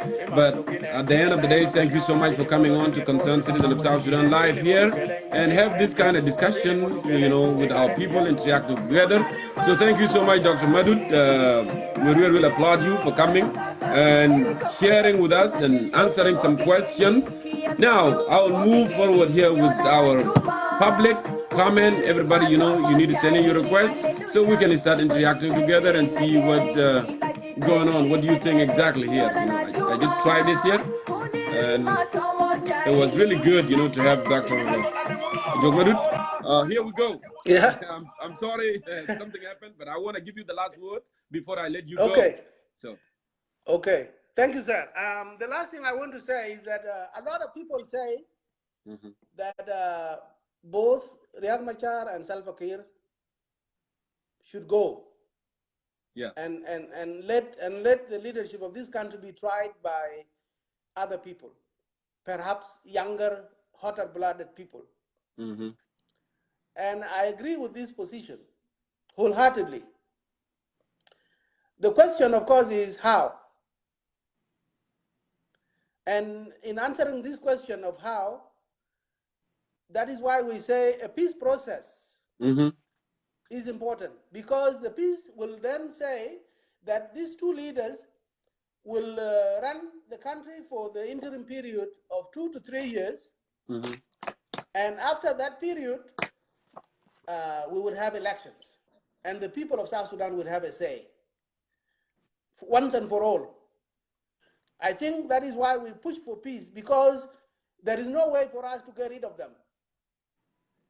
Perhaps even if we try violence, we will simply be killing more people in our country rather than resolving an issue. So that's why we are emphasizing the issue of peace, so that South Sudanese will speak once and for all when the opportunity is given to them to vote on that day in some 18 months to 2 years from now. So I think that is all I can say. I can also say, lastly, that there is nothing that is going to resolve the problems of South Sudan, especially governance issues, unless citizens organize themselves into associations, into civic associations. For example, if I can just remind you a little bit about the history of Sudan, the old Sudan, you can see that there were 3 entities that used to cause change in Sudan. One of them were university teachers and students. The other one were trade unions, particularly railway workers union and the doctors union. The other one was the army, such that when the people are protesting, there comes a time when the army says, we are no longer going to support this dictator, we are simply going to side with the people. Do we have such level of organization in our country? We don't have trade unions that are capable of mobilizing people to go on the street to protest this bad governance so that we can get elections. I think people of South Sudan needs to think this way and stop thinking about tribal affiliations and start thinking about professional associations. That would be the only way we can rescue our country. Thank you very much for your listening and for hosting me today. I have appreciated it very much. Thank you, Dr. Jogmadut Jog Kuntamana with Concerned Citizen of South Sudan. And please, I hope this is not the last time that you are going to interact with South Sudanese. through on live video. I really, really appreciate you for coming on today and speaking to us and interacting with others. So please enjoy the rest of the weekend. Thank you. Thank you very much. Thank you. Thank you so much. And I appreciate everybody. Another Lindomo Lena Kaman to have their perspective heard here. That was Dr. Jongkor Jok speaking to you here through Concerned Citizen of South Sudan. Now is your time. I know that Attilio, you are going to work, so I want you to send me your request so I can bring you in before you go to work. And please go ahead and do that now. So, and I want everybody, Ajama, because this issue is really, really pressing issues. Maximum of 5 minutes. Please try to be precise within the 5 minutes. Make your point within 5 minutes. That I'm begging you, so we can have as much as people. As I remind you all the time, this forum for all South Sudanese background, a government, opposition, whatever you will be, affiliate. This is your forum. You have right to come here, whether you disagree or you agree. We can always agree to disagree. No problem with that. So don't feel that you are left out. Your point of view is valued. We don't feel threatened by any point of view that, different than mine. So please, 5 minutes max for our comment today. So go ahead and send me your request, and then I will bring you in. Thank you so much.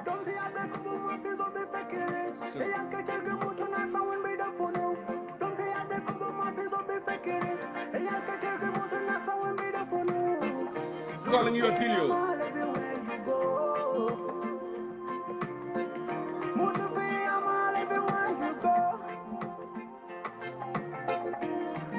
Sure, I will.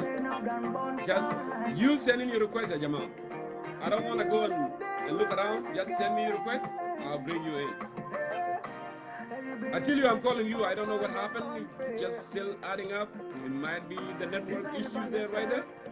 Go ahead and answer.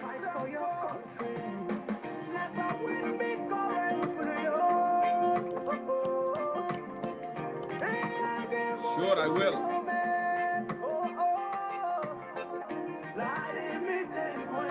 You can send in your request as well, are you in? That's how we do it. So it looks like, I don't know what happened to Attilio. Still trying.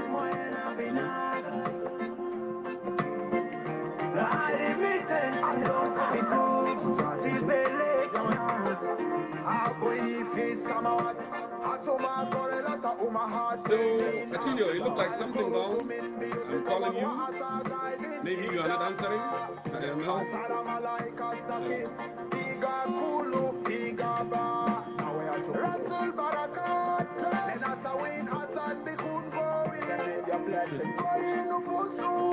Well, Nuri, I have been fair to everybody.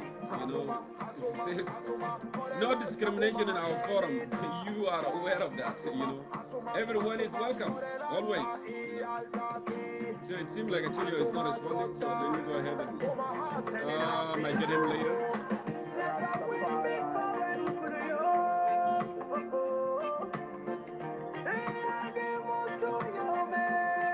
Okay, I'm giving you a call. Are you in? Go ahead and answer that. Everybody remember, we agree to disagree. And that's okay. I'm calling you, are you in? Unfortunately, decline. So.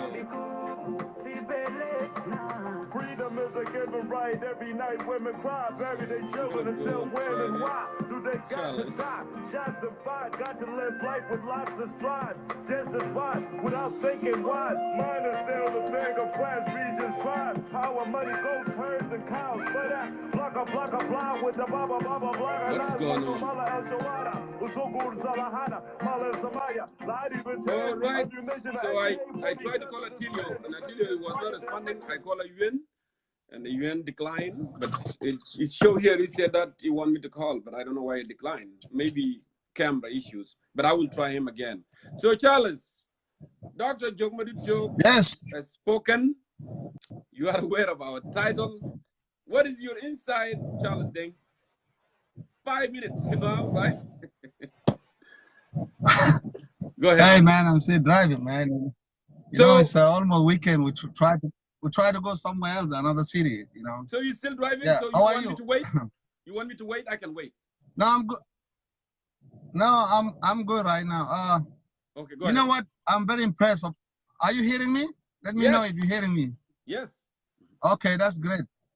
Yes. Sorry, man. I'm not in the house yet. But I'm very impressed for his, you know, for his talking today. You know, Dr. Jog. Dr. Jog, he said everything. He said a lot of stuff. Mm-hmm. And brother Jongkor, if you go back, like I always tell you, we say a lot of those things we've been telling out. And you know, one thing he said, and which is very important, is, you know, when you talk about intellectual, okay, and you know, the intellectual is make this war or this issue of South Sudan even worse than anybody. We need to think back. We need to think twice. You know, as the South Sudanese intellectual, and the truth is the only way it can save us. You know, like the peace. Why we go looking peace from somebody else? We are born as a Southern Sudanese. We fought this war together. We were a one party. We were a brother. Why we gonna look somebody else's peace, brother Jongkor? This is what the war of our citizens. You know, because this opposition, they are not from other country. They were one. They are all SPLM. It doesn't matter the IO or you call it what. All of them, they're all SPLM. So if they're all SPLM, they fought together and they know objective why they were fighting together, then there's no need for them go sit another country and then somebody say, hey, we're going to give you the peace. You know, we love peace. But in this peace, there's a lot of things was injected on it. The issue of the money, Jongkor, $4 billion. $4 billion. This is really very hard for our South Sudanese to pay our all enemy that kind of money. Masaveni, our backyard, 15%. For what? Yeah, brother Jongkor, I don't know about this, but in 2013, when the war broke out, the central bank of South Sudan, Rahalo for Uganda. Yes. The central bank, Zaman Bata Koryom. Rahalo, all these central bank for Uganda. What I mean when Hajar Rahalo, they took all the money. I don't know how much the money is. Can you believe that Jongkor, those money, they never came back? Guruj de Kulu, Alkan Wadahinada, Maraja of South Sudan. Because why? Museveni hold the money. Because Museveni said, God, you owe me the money, you guys, it's a Hakuma Junub. Because he was using the war. You know? So we don't know. This is $1 billion. Museveni hold those money. And now look at the Museveni. He's asking another 15%. And he's holding our money. Group with our central bank with Sudan from 2013. All this money in Uganda, in Kampala. You know, because there are some contracts with our military affairs, military-wide wars and stuff. So they never pay Museveni. So Museveni hold our money. And now he's looking, you see, that's where people are scared here. This is where our war is, you know. And also, do we have confidence for our President Salva Kiir to honor the peace? I'm not going to answer it. You're not going to answer it. But this is to all our citizens because 2016 is a lot to this peace. You know, and you know, President Kiir, today is 4 vice president, tomorrow 5 vice president. Who knows before the 26th, it's going to be how many vice presidents? We can do 32 vice presidents. Kulu state, they may have their own vice president. I'm just joking on that, but you know, we just worried. I like Dr. Watt said is, you know, we agree on him. The only thing a little bit disagree with him is about when he said the Southern Sudanese are very difficult to be ruled. No, we are very honest. We are warriors. You know, we love war. When the war comes, we fight. But when the peace comes, we are honest to ourselves. So this is the only thing. But he made everything, brother Jongkor. So you call other people, let's hope. Let's hope this peace. The day 26, they already issued the invitation to the IGAD, to the Turkey, to everybody. But what I see here, the trachea is behind Bashir. Right now, there's a little bit, trachea is behind Omar al-Bashir. So the South Sudan government need to watch out. Who knows? Maybe Bashir can get Nobel Peace Prize for this peace. You know, nobody knows about this. So they need to be watched out. Now America is behind that peace. For what reason? We don't know it. Yeah, we don't know why they are backing that peace right now. Because things change. The climate is not the climate of the 2 weeks ago. Now the climate change right now. So there's a little bit of step of the trachea supporting that peace. So, Brother Jongkor, hey, thanks, man. Anyway, call other people. I spend my 5 minutes and bring new faces, bring ladies, bring everybody. Of course. Because this concern is for everybody. Bring them. People you know, people you don't know them, let them speak out. Because that's why we are concerning here for. So let them speak up, whether they are good or bad. Let them talk. I will stop there, brother, and then we'll talk later on after I finish my case. Thank you, Charles, with your analogy, my brother. Please drive safe. It's good to have you on the show. As I said, this forum for all. Thank you, and please stick around right there. So let me go ahead here and get other South Sudanese concerned here to come in and have their perspective heard as well. So let me go to my list. So are you in? I called you a little earlier, but you need to send in your request. Okay, let me try. I saw many requests, and I'll call you for sure. We still have enough time for everybody, so no worries. No worries, Ajama. All right? So I'm trying that hard. Atilio, please go ahead and answer before I move on. Hopefully it's going to work. Atilio Abu Yasmin. Hey, what's up? What's up, bro? How are you, sir? Good to see you there. Yeah, how's it going, man? Very good. Very good. Yeah, so fantastic it's show, good to man. I Good, tried good. first time, but it didn't work. I'm sorry. Maybe now you start the work already. But yeah, go ahead. Dr. Maywen, the doctor joke has spoken. Yeah, very good. I captured his last remark and a little bit of his interview. But Dr. Madud is one of the folks of high caliber, you know, high intellectuals and competency. He predicted a lot in South Sudan politics, and most of what he said in the past was actually accurate. 90% become true. Yes, this is where we are. I absolutely agree with him in many things he said. Just for my brother Charles, I think I'm not going to speak on behalf of Dr. Jogmadut, but from my personal experience as well, engaging in the community, yes, and at the school level too, where we used to run the South Sudanese student unions back in Sudan. It's actually tough, actually, to run a fair of South Sudanese because of the ethnic complexity, and this is known everywhere. There are problems in Africa. You know, South Sudan is the country that diverse and rich with its tribes and all this diversity, but it's very tough to run it politically. That's what Dr. Madud meant when he said to rule them. Maybe choice of words, maybe it's a little bit confusing there, but I absolutely agree with him. You know, come to the issue of the country and where the country is now with this. So we are not genetically, you know, difficult to be ruled. No. Yeah, and Charles, Okay, Charles as well. You know, he said that we are warriors. You know, it's very tough. Yeah, to manage the warriors, tribes and communities. You know.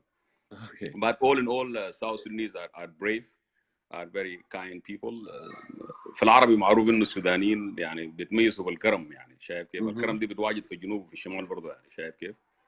We are very kind to one another, and that's why we can fight to kill ourselves today, but tomorrow we'll unite. And this is what the hope that we need to uphold. Come to peace and the juncture where government of Sudan is backing up now. I think we predicted that a couple of weeks ago, and some folks within the South Sudanese social media community regarded us as enemy of peace.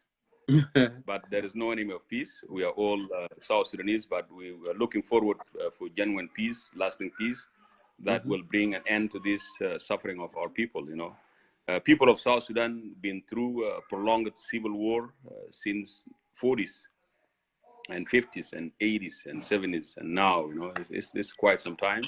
We are a generation that born in a war, and now we're growing up. We're grown up now, you know. We are old, you know. We have kids, and you never know. Maybe in a few years we're going to be grandpa and all this, you know. So at least we need to, to advocate for peace and unity among ourselves. And so the peace. Hang on a second, I'll come. Yeah, the peace initiative or Khartoum proposal or Mukhtarat Khartoum. We said that actually there's something behind it, you know. Khartoum was actually injected herself through this process with the speed of light, and it's just in no time there was a proposal on the tables, and then people need to sign.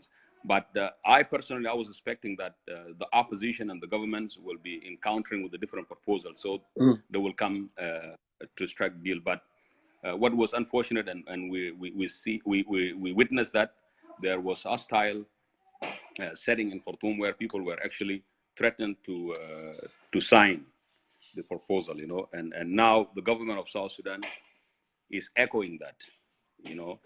The last statement from Michael McQuay indicate that the opposition were not consulted. They didn't have a say. They just came and they gave them the proposal to sign. Yes, it was very hostile. You know, that's actually proof what Brother Charles and Dr. said, that there is a third party behind the Khartoum proposal. You know, and the same thing with Uganda. The issue is very complicated now. And mark my word, and I will say it today, Uganda could be behind this last move by the government of South Sudan. You know, this last move by the government of South Sudan, Uganda could be behind it. There is a lot of rumors, but we don't count on them. You know, there's a lot of rumors that President Salva Kiir flew to Uganda secretly and met with Yoweri Museveni and came back, and now we have this new development. But Uganda, in the regions, has a nasty and negative politics in the regions. It destroyed a lot of country, Rwanda, DRC, and he was actually going toward the Rwanda, but Paul Kagame is a good guy.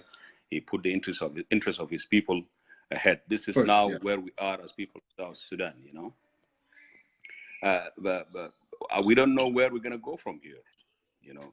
And this is will take me back to what Dr. Modud was saying, you know, that any intellectuals, be it at the university levels, at the community level, at the government levels, you have to think about the legacy, and you have to view the problem of South Sudan as South Sudanese problem. It's not Dinka, it's not Nuer, it's not Bari, it's not Sheluk, it's not whoever, you know, it's South Sudanese problem. That's how we have to own it as us, you know. And this is where I appeal sometimes to the leadership in the country and the opposition, you know, to forget about all these third party, you know, the Troika, the East African community and EU, and let's come as South Sudanese, you know, let's surprise them, you know, let's think outside the box and sit and strike a deal, because our country is up for the grab now. We've been saying this muraran tikraran, you know, and it is unfortunate, but the only thing we have at this juncture is the hope. But I was positive in the first that this peace is not going to uphold, is not going to address the root cause of the problem in South Sudan. The root cause of the problem in South Sudan can be simply traced back to the power struggle within the SPLM. And this is where the problem is. Again, that will take me back to Dr. Joe. The poison leaders that actually lacking the ambition to move forward with their nations is stuck and plunged the country into the civil war, nasty civil war, where we lost a lot of people that we didn't lose 20 years ago in our fight with Arab with our brother Arab in Sudan. You see, so let's all use our forum to advocate for peace, to reconcile among ourselves, yes, sometimes our movement can take tribal dimensions. We've seen that a lot of people in this very forum admit that. There are a lot of conference happening. There is a lot of discussion happening on how to unpack the movement from the tribal dimension. There is tribal dimension. People of South Sudan are divided along the divide. And this is, we need to bring them up. We need to underline them. That's how we are going to unite and tackle our issues. But all in all, let's see what the future is holding for South Sudan right now. Things look bleak, but let's hope, big hope with a capital H. Thank you. I don't want to take a lot of your time. Yeah, thank you, if you want to ask me, thank you, Attilio. But I must say this: you, as the president of Will Federation in Canada, it looked like there is an event going on. There is a convention is going to take place in August, from August 4th to August 5th.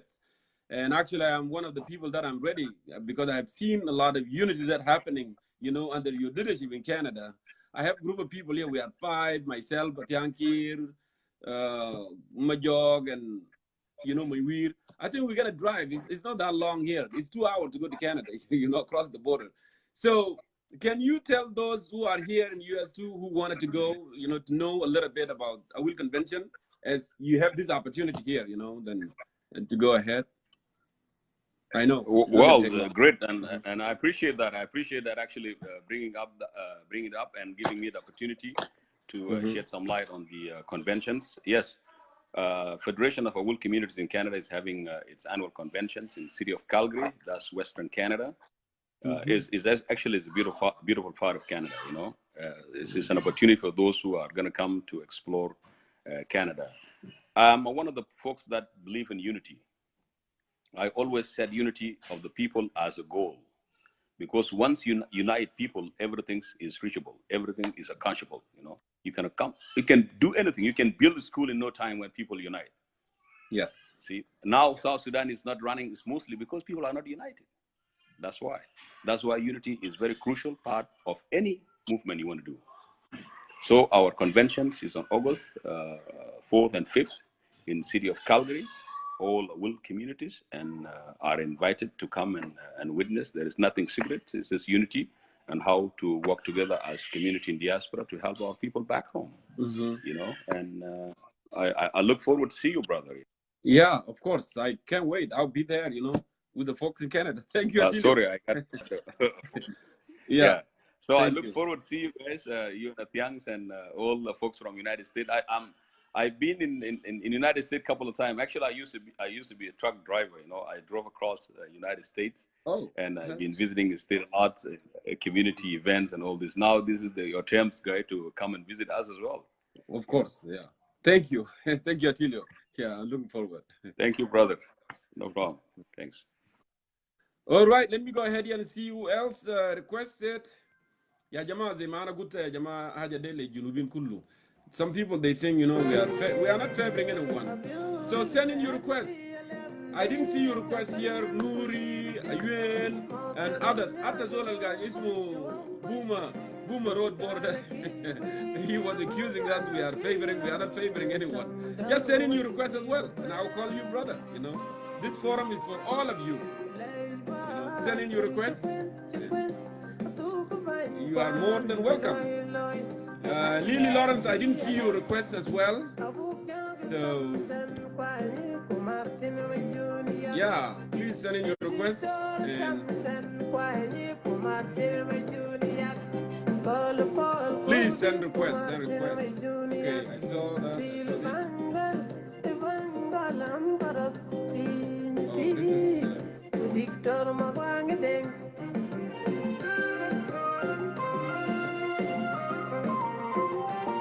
I see your request, Sabata. Like I said, send in your request, I'll bring you in.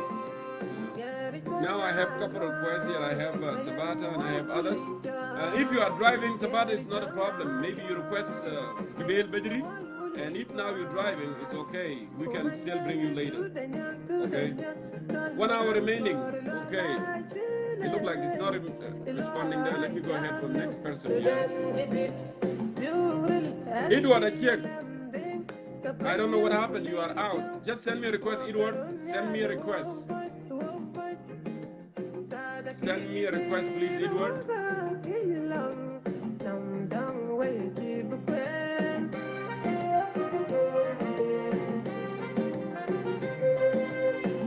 Okay, let me go for Tongjang now while I'm waiting for others to request. Hello, Tongjang Yandeng. Good to see you, brother. Good. How are you? Yeah, go ahead. We have a very tight time today, so we are giving 5 minutes. But I believe that you're gonna make your point in 5 minutes. So go ahead, Tongjang. Thank you, and thank your guest today, Professor Job. Very good job. And this is a thing always need to be said. South Sudan, there's nothing gonna move. James Nyoldit, you need to send me a request. You need to hit the green button. Actually, it will appear here. But if you are writing, calling me, and you are not requesting it through that right channel, it won't accept it. Just hit the green button, and then you will appear here that it requested. Go ahead, Tongjang. Jog Maduri Jog is one of those professors who really spoke out from Gorial. Thank him for that. I hope people who like to kill, slaughter people neck, I don't know what people are not going to do now. Jog Maduri is talking. Thank God, bravo, big salute, revolutionaries greeting to you, Professor Maduri Jog. That's one thing here. Tribal, there are people deny tribal problem in South Sudan. And I always talk about it openly. It shows the kind of this crime. If we talk about tribal, people will back off for those who like threatening people.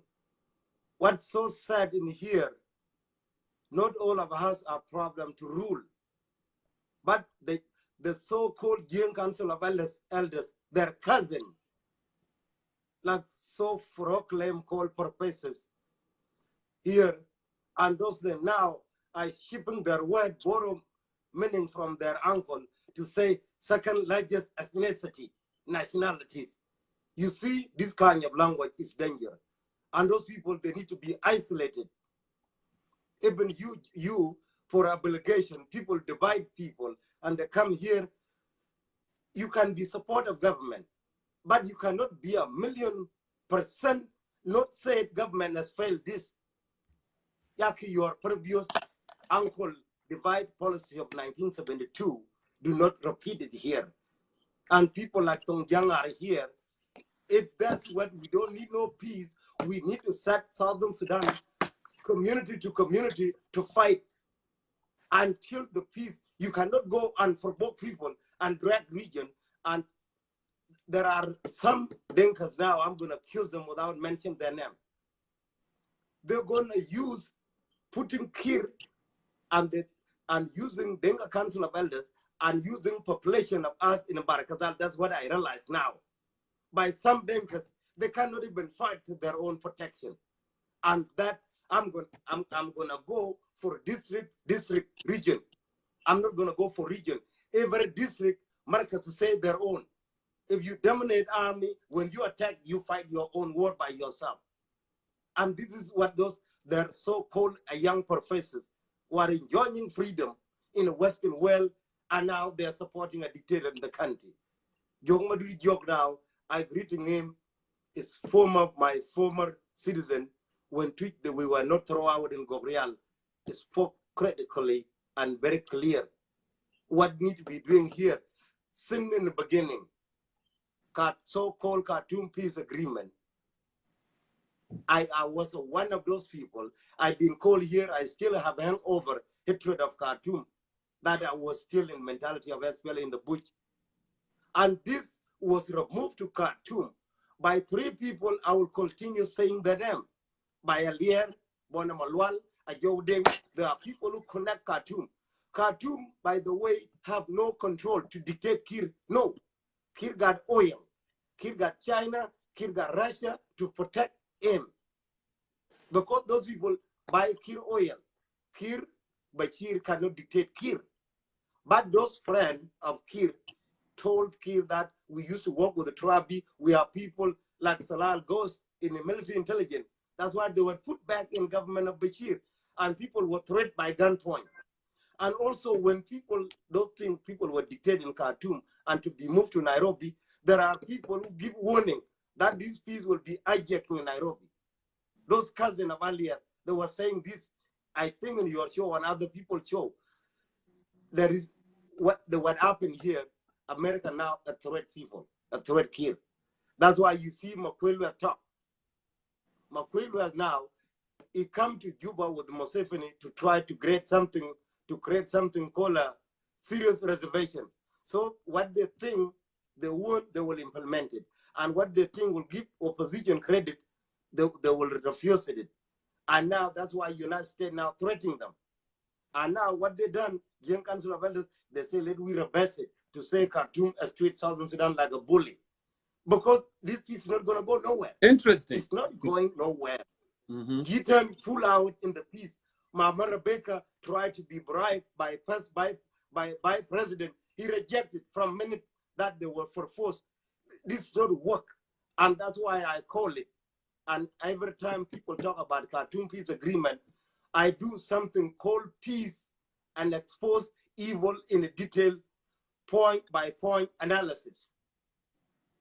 To expose what Khartoum won, and to expose what Uganda won, and to expose what Kir won, and Young Council of Elders and their propagandists in social media here. Self-proclaimed professors. I try to do that so you go by definition to repeat yourself and let give people in head. There are people who are danger here. The whole government, and I'm going to mention their name very soon, not your show today. Very soon, I'm going to expose their name. A lot of students in America, in Canada, they are in payroll. And I know people now, we reach into a point, and that Southern Sudan fight district to district. I'm going to advocate that way. Because there are obstacles here. There are people, not good people. People are doing like Professor Job. They try everything to divide the government. But the anti-Garang, those who used to work in a Khartoum, those three masters, I mention their name all the time. Anti-Garang and anti-Yak Machar. Now they dominate J1. How are you going to have peace? Bashir won oil. Bashir have no right to threat Kir. This gunpoint or kidnapping of terrorism in peace, it was done like the way the capture of Rock on Rock, and who mastering that is the Kir military intelligence by Salal Ghosh. Even now, Yak Machar in Khartoum, he cannot talk with his own IO members in Khartoum. People are isolated from him, his own members. Riek Machar now is still in the custody. They brought those people, and people speak Arabic, and military intelligence of Khartoum is there. I wonder why Dr. Riek Machar is speaking, and Dr. Riek Machar is always in love with the media. I wonder, since he came from South Africa, you know. It never been free. They've been told sign this, sign it. And if you say no, even now, some IO members in Khartoum are difficult to see Dr. Riek. Even Garwidwal, even CDR, they cannot meet Dr. Riek. The man is still in jail. So whatever is signed there, I want anybody not to think Riek Machar signed thing voluntarily or any opposition. Some of them, they don't want to talk here. Thank you, my brother. The time is up. Yeah, thank you. Thank you so much, Tongyang. You made your point here. And the time is up. I want to give the opportunity to other South Sudanese too. Like I said, please go ahead and send me requests. And please stick around, Tongyang. And we might bring you know. Okay, thank you so much. Let me go ahead and see who has requested.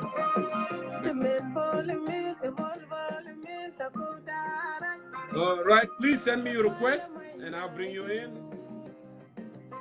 Send the request. So I do see that. Hopefully, Lily, you are there. I'm calling you right now. Lily Lawrence. All right. Here we go, Lily. How are you?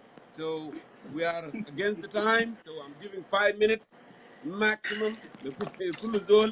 So go ahead, Lily. I cannot hear you well. Really? We hear you very good, Lily.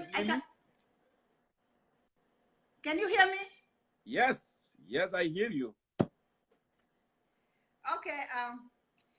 I'm just going to say about what to do, okay? Can you hear me? Yes. Yes, I hear you. Oh, okay. I'm just going to emphasize what we should do in this situation. Number one, I choose to stay optimistic about the situation right now. The second thing we want to do, we here in diaspora, we need to unite together. You need to unite all the ethnic groups in one accord. Like we need really to think for the common goal of peace. We have to unite together in the diaspora, and we need to think about protesting about what is going on in one accord. But this one cannot take place if we are not together. So we have to play a great role in our different communities. Like now, the convention is going to take place now in Canada. Those are the things that we need to preach among ourselves as South Sudanese. You know, that's very important. And also, why I say I want to stay this one optimistic. Optimistic, Yes. Optimistic, yes. is because if our leaders refuse to bring this general peace, I think there are two things that the international community are going to do with the United States to them, and we don't want this to happen, Brother Jongkor. There are going to be sanctions, and also and the other thing also, they will compel them to bring peace by force. Or the last option that they are left with, they are going to take the allies are going to take our country, because now the refugees alone in Uganda, they are paying in order for the president of Uganda to host our refugee in Uganda. The United States and the UN are paying him 646 million in order to host our people. So it is the international countries already are fed up with us. They are not going to take this bargaining and all the excuses now. They are not going to take it no more. So that's why we have to remain optimistic, and at the same time we have to take precaution in order for them not to sign a peace that will be fragile, will be soon that like fragiling. So let's stay focused, let's stay positive, and let's unite here in diaspora so that we come in one accord, protest against the delay and the bargaining by our leaders. See, that's the only thing that I want to share with us so that we'll really bring peace in South Sudan. So that's all I want to finalize with us, because we here in diaspora, if we are not united, if you are among the ethnic group, we have to remove this tribal mentality. Our leaders, they have two things.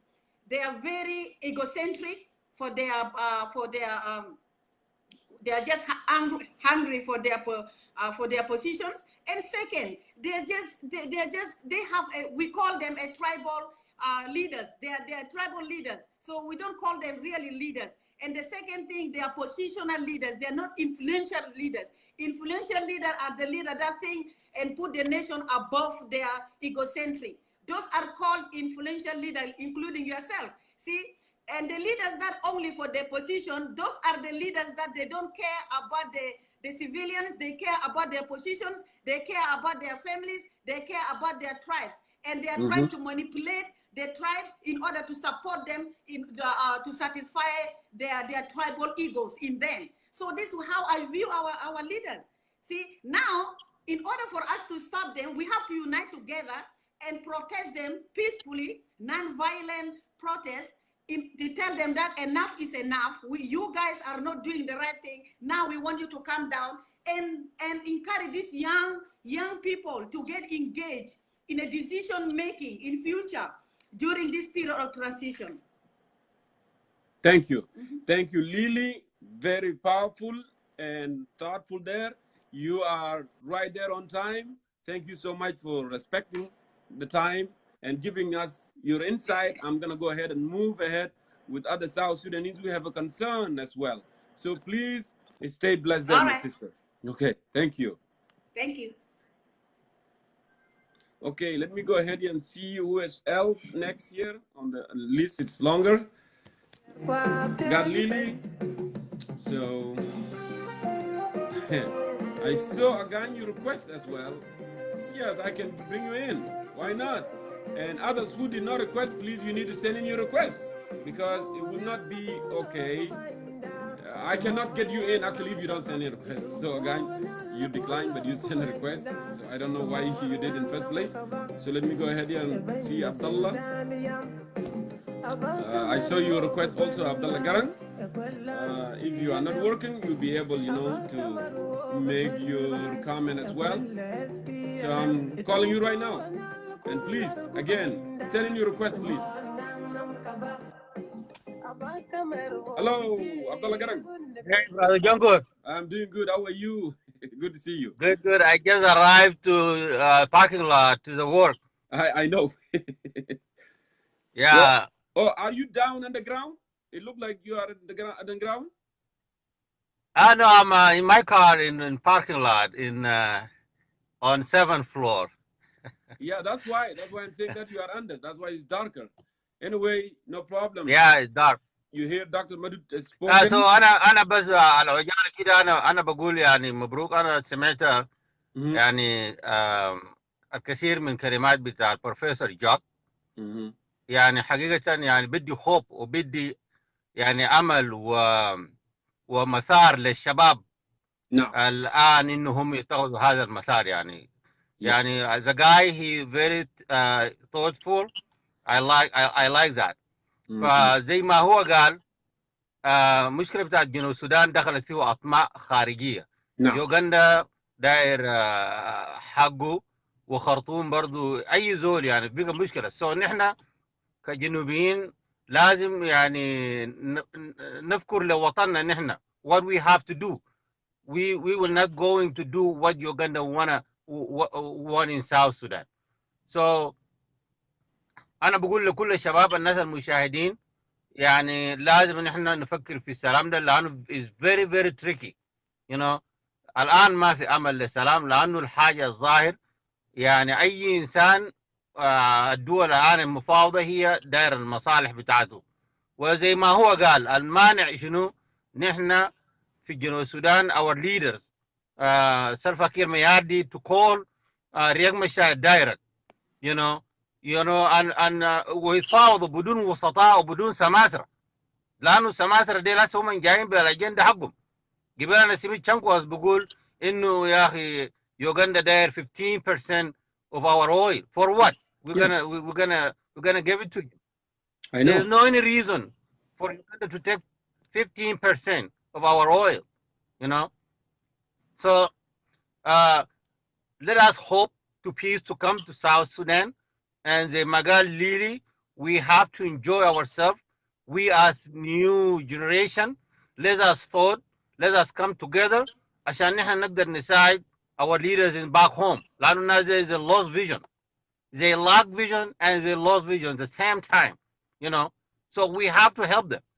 هم ما عارفين دايرين شنو يعني نحن قبلنا كمان ب5 فايس بريزيدنت كمان لسه في جرجره هناك. ليه أصل الحكايه بقت interest. So we in diaspora, we are youth, sister and brothers, let us unite ourselves and help people in back home. That we have to do. And I talked with you last time, Mr. Jongkor, and we're gonna do action on that. And thank you for bringing Mr. Jock. لأنه وضح حاجات كتير جدا جدا ما كنا نحن مثلا بنشوفه مثلا نحن كشباب عشان نحن مثلا ما متفقين مع سلفا كير. لكن هو البروفيسور he thought like we thought. Thank you, Mr. Jongkor, and thank you for your viewers. And I'm so happy to be here today. And as Charles said, bring all people. Let us discuss what is going on in South Sudan. 5 vice presidents. And last time I posed in somewhere, أنا قلت يا جماعة ما ممكن النواب بتاع رئيس الجمهورية في مدينة جوبا يكون أكثر من عدد الداعيات. لأن عندنا 4 داعية و5 vice presidents. That's too much for us. Yeah. Thank you, Mr. Jongkor, and thank you for your viewers. Thank you so much, guys, and have a good day. Bye. Thank you, my brother. Thank you. Please stay work there and you bless. And yeah, let me go ahead here and see. Yeah, brother James Nyoldit. You said that you're sending a request, and actually I didn't see any request. You keep writing, and I said don't write. Hit the green button. Hit the green button. When you hit the green button, it will appear here. You know. Even Nuri did not send. He sent a long time ago, but now it doesn't appear that he's here. So I see a couple people. They are the one that on ad. Let me go ahead and check this one, and I'll bring you on. Okay, here we go. There, I saw Nuri right now. Nuri, I'm calling you. I'm calling you, Nuri. And someone please remind me there. What is the time now we have remain? So the young professor Nuri, welcome to Concerned Citizen of South Sudan. And I want to remind you too, Nuri, also we have only maximum of 5 minutes because we want to give opportunity to all South Sudanese who are concerned to come here and express their opinion as well. So Nuri, floor is yours, brother. Okay, I'm very excited today, Brother Jongkor, because Dr. Madud, Dr. Jok Madud has actually said something very interesting. He transfers responsibility to those who believe that they are concerned, to those who believe that they're worried about the situation in South Sudan, to those who believe that they're disturbed because of what is going on in South Sudan, because he believed and he said that just because you are educated and you have skills and you have knowledge, that knowledge is not enough until you start to get involved to fix the problems. Correct. You cannot longer continue to stand on the offense on the fence. You have to get inside the fence so that you can be able to fix the problem. And I was very amazed because this question keeps coming up every time, especially with those who are educated. It is now time for people to begin to do practical things. And I'm glad that you would be coming to Canada to actually give these amazing insight and to interact with people here and to understand what exactly is going on among the various community, because we have now politicization of the peace. All right, it is very clear that we are politicizing this peace, and it is very clear that we are now interested in polarization of communities. Now it is time for diaspora to begin to get involved and put those skills into real practice. Militarization of society should really stop, because we do not need militarization of society. And militant language, it should really stop now, and we have to begin to actually hit the point constructively so that we can be able to put pressure on the leaders so that we can move forward. Now, he said something interesting, that if you believe that both two gentlemen, Dr. Riek and President Salva, if you believe that they can actually make this peace, then let them make this peace. But you also have to make it very clear that they should not be running again, because when they run again, the problem might be able to come up again later on. So 36 months, that should be the goal, and say that should be the goal. Okay, now in the interest of peace, we can allow them to actually sign this peace, but it has to be stated very clearly that both leaders can actually step aside after 36 months. That would be the remedy for the people of South Sudan. And within 36 months, they have to begin to put in people who have been anxious, who have been worried, who have been concerning about the situation of South Sudan into public institutions, so that these people would begin to actually enhance capacities and enhance abilities so that the institution would be able to function. And those people, they have to get involved so that the constitution would be finalized. All right, so if we believe that the peace is finally kicking up, as Charlie was talking about, I was quite optimistic and impressed, because Charlie seemed to be saying that there might be something that might be coming out good, because the pressure now is mounting. And I have been very clear that with indictment, with sanction, and more individualized sanction, more individualized indictment, those punitive measures, they might be able to actually force both the opposition and the leaders to be able to act together and put this thing together right now. So when someone is saying that people have not been very clear, I have been stating my opinion that with indictment that is coming from the UN Security Council, with indictment that is coming from the United States, with indictment that is coming from the European Union, and with indictment that may be coming from the African Union or even the IGAD, that alone is a very powerful statement for someone to pronounce it on the very government.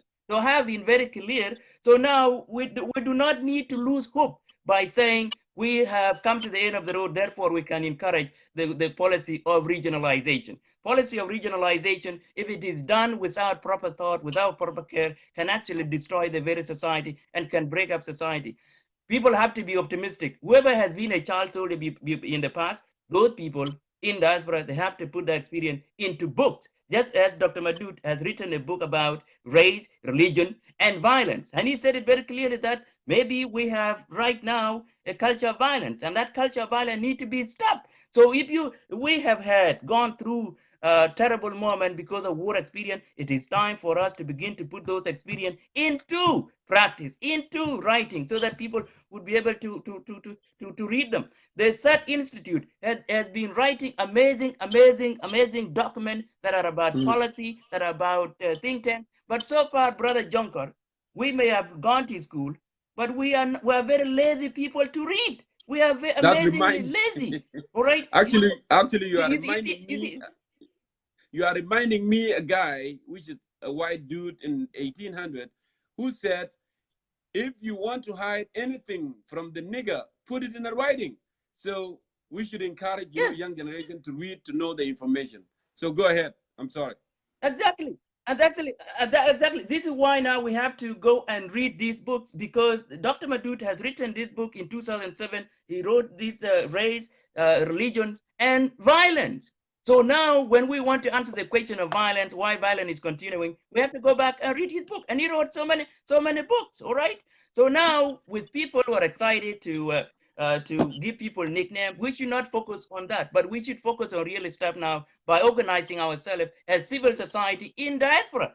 You see, diaspora must be seen as a civil society that would be able to get involved and bring bridge. And if you don't change, if people don't change in terms of language, in terms of politics, then what good is you as citizen of South Sudan? Thank you, and I do appreciate, and I'm optimistic we will have peace and we will have amazing national unity and a national peace again. But we should not be hopeless. Thank you. Thank you, Nuri, young professor. Kunta live mana in concerned citizen of South Sudan. It was good to have you, very articulate, thoughtful there. Thank you, brother, Nuri, for your insight and input as well. So let me go ahead and check who are those sender requests. As I said, everybody has time. We have 5 minutes maximum, and so far I'm keeping up with the time. I don't want, just to do something that is not okay. So let me go ahead and see who are those who requested. And like I said, send in your request, and we will get you. We will get you to speak. We need your insight as well. So let me see here. Yep.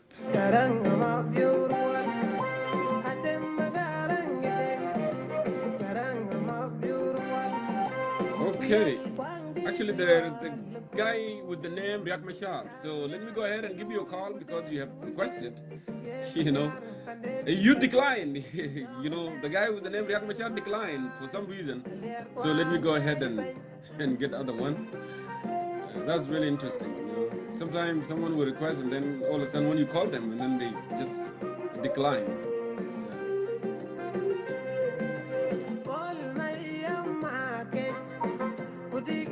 I see you that Madud, you requested Madud C. Deng, not Madud Ayu.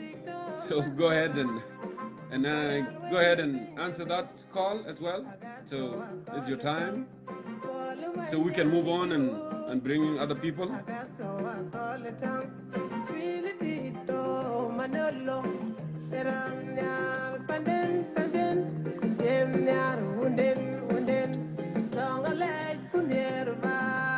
So, Brother Andrew, actually, Dr. Jog spoke about the justice as well. And he gave an example in his own county, what's going on, in Gogrial and those areas. So, you tackle every issue. No, Jongkor. Hello. Go ahead, Brother Madud. Just come to the camera. How you doing, brother? Yeah. I'm in a location I can't even talk right now. Oh, well, so I saw your request. So you just want to call it off now then, and then wait for next time? No. correct. I did not actually request. I think you requested me by accident. Okay, no problem. Yeah. I'm gonna go ahead, my brother. No problem. Next time, and you go ahead and see those. As I said, you know, go ahead and send in your requests, and we can bring you in as well. So, Kwan Malwal, where are you, Kwan Malwal? Kwan Malwal, I'm calling you. Hello. يا مرحب يا مرحب. أهلا وسهلا فيك يا كوان ملوال. Welcome to كيف؟ the South Citizen of South Sudan. Thank you. Where are you? You sound like you are in mechanic fixing a No. car. What's going on? No. I'm not a mechanic. I just came here and parked. I have to do some business. So. Okay. Here How are we you? go. I am doing great. Good to see you. Good. So our topic, you have heard, you know, Dr. Jok spoken. So what is your insight? Well, you know, Dr. Joke and I, we have our differences. I like some of the things that he says, mostly, and I disagree with a lot of it. You know, one thing that maybe you and I and I disagree with few. I mean, I agree with him in a lot of sense, and a few that I happen to disagree with him, which is basically, we know the guy. We've been following him for too long. We know his involvement with some of his organizations. Some of them are doing a fantastic job, like the school one. That's a good thing. But all in all, of course, we're sharing our opinions here. But whenever we want to try to bring in a solution to something that is concerning us, it is good for us to just be straightforward, black and white with it. You know, correct. Because you either maintain it or you change it. And that's why sometimes you see some people contradicting themselves, because you know, it's hard for you to take that U-turn. So you kind of like, you know, your foot is on the other side and your other foot is on the other side, so you don't really know where you're standing. And that's why we tend to struggle today in our country, because, you know, if you become an opposition, people will call you a rebel. If you become a government supporter, people will call you government supporter. And then you have those who are maintaining the middle. My brother Jongkor, and then the rest of them. But it's always good to, you know, you can support whoever you support. Now give us a solution as we move forward. What do we need to do? What are the things that should be done? Which is Dr. Joke mentioned some of those that were good. You know, you give an example of impact, and you give an example to how we can improve it. And some of it, you know, like Uncle McQuaid will say, peace is right on the corner, and then the next day, you know, he's calling everybody out. You know, he called foreign minister of Sudan, confusing people, misleading people, is lying. That's how he called the foreign minister of Sudan. I got the statement, you know, 3 hours ago. And that's kind of the thing. That's kind of the thing that destroyed it. Like, I was one of the fans of Dr. Joke back in the day. If you remember that conference, he was one of them. He was representing the institution that he oversees. Was it the nude? The suit. The suit. So he was in that conference. Basically was saying his point of view as an institution who happened to be involved with the current issues in the country. And he spoke like fantastic. And I was like, this is great. And I wish if people can talk like this, it is possible that people will recognize the concern and try to improve as they move forward. But, you know, a few months later, I mean, I see another doctor, which is basically calling every opposition out and for whatever the reason may be. But, you know, you cannot just, eat salt here and then you go and eat sugar there. You know, that's what I'm trying to say. But all in all, I respect him. I like his point of view. I'll take the positive and leave the negative. And but Kwan Malwal, as we hope the best. Kwan Malwal, what do you think of the initiative that Dr. Riek Machar, Salva Kiir, and all opposition, they should just call this inside Sudan? And if they worry about the security, they can have UN involved, you know, to protect them. Like what happened between Garang and Kiir in where? In Rumbek. and then they can sort it out and come out with solution, instead of involving Uganda, because Uganda need 15%. Sudan need the oil. Ethiopia need their own thing. Kenya, they want to get the funds and put them in their banks. Everybody want to take chunks. We become like a milk and cow, like you said. So do you agree with that idea that he proposed?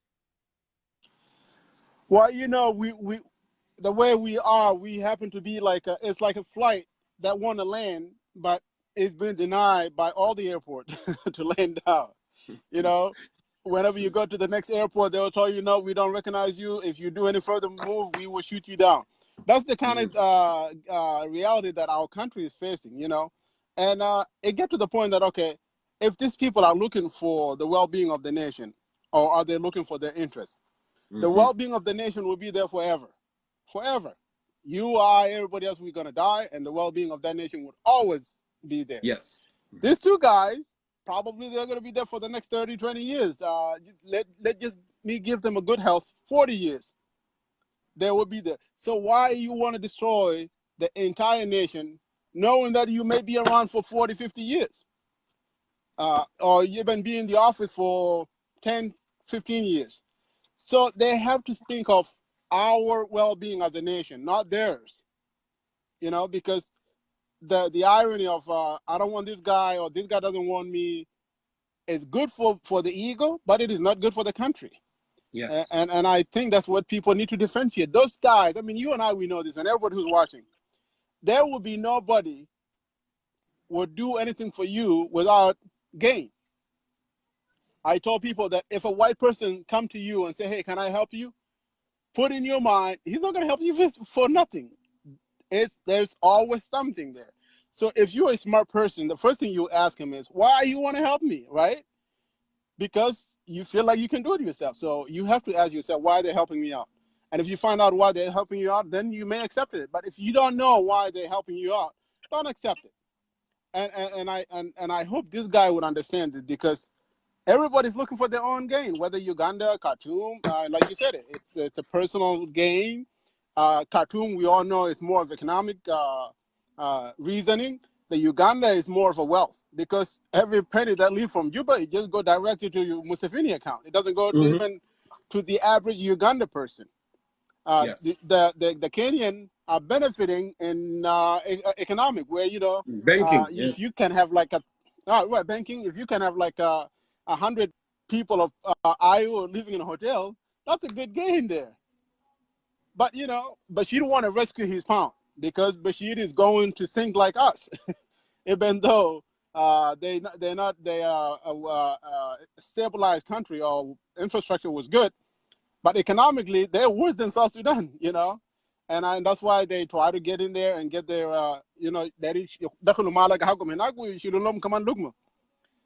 I hope Kir and Riak and everybody in the opposition to recognize that they need to pressure Kir. It's just that simple. And you and I and everybody else, we've been talking about this. If all the opposition unite and face this guy with one thing, regime systematic change. It's just that simple. You face him and say, hey, we want to change this system. This is not the country that we want. You want it or you don't want it. By force, Kir will not defeat them. Election, Kir will not defeat them. So the only thing is, if Kir want to maintain his power, he would have to accept their proposal. But as long as Riek Machar is bringing his own, Malong is bringing his own, and now Peter Gadet is bringing his own, and General Tom Mishirila is bringing his own, Kir would always be the winner. And you and I, we're going to continue to cry, and I hope you have enough napkin to wipe your tear with it, because it's not stopping anytime soon. I do. Well, Kwan Mulal, it's always good to have you, my brother. Articulate point there. Thank you so much, for coming on and have your insight as well. Please. Thank you. Happy Friday, wherever you are. And I just want to share this today. And I was just driving, and I was like, what? As much as we don't appreciate life, do we know when we're gonna die? None of us know. You could die in any moment, whether you're wealthy or you're poor. That ticket is an unknown ticket for all of us from all levels. So why can't we do some positive things where other people can benefit from it, even if we were not longer exist in this world, something positive that you have done is helping others. And I hope that's what we all think about it, the well-being of others, not our own well-being. Thank you very much, and appreciate all of you. Thank you, Kwan Mulwa. Thank you. It's always, good to be here on the show and share your thought, and insight as well. Please stay blessed and stick around so you can have more, interactive with South Sudanese here on Concerned Citizen of South Sudan. You bet. Thank you. Yeah. You bet. Yeah. I want to tell our viewers to go ahead and share the video so we can have that exchange, on it. I'm going to go ahead and see who have requested next. Please go ahead and send me your request so I can bring you in. All right? And please remind me the time. I don't want to run out of the time.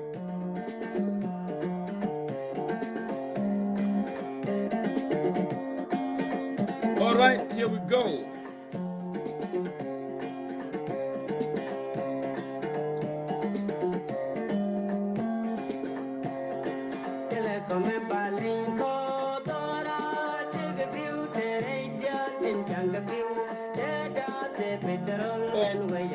Edward, I'm calling you right now. Go ahead and answer that.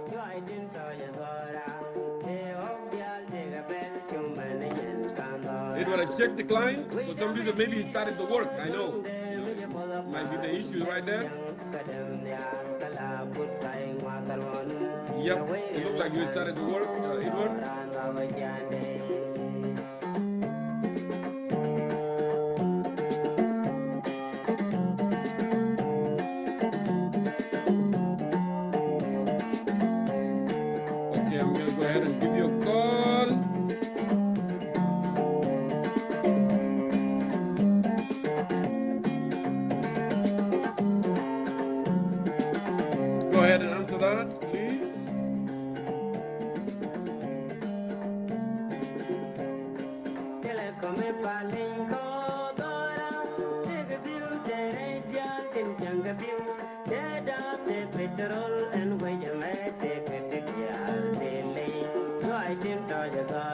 Like it's not going through Mayol. Okay. It's not going through. So let me go ahead and try this.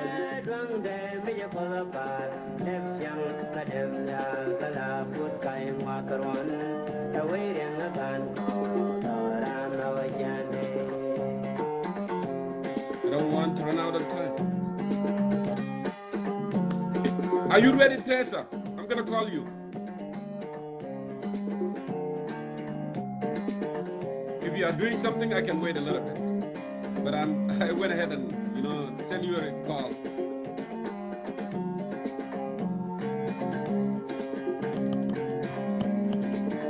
Still adding up.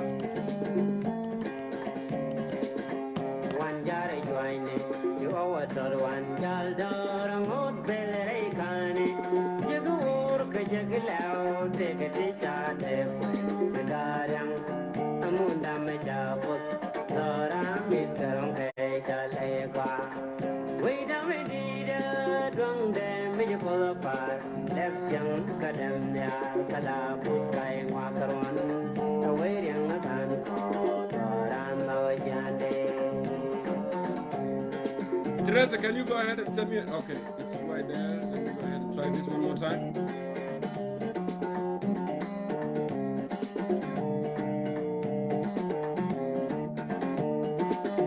Okay, I will try one more time. Yeah, Mayol, Amumukaj, I will try one more time because actually I did, but it was not going through. But let me try this one more time.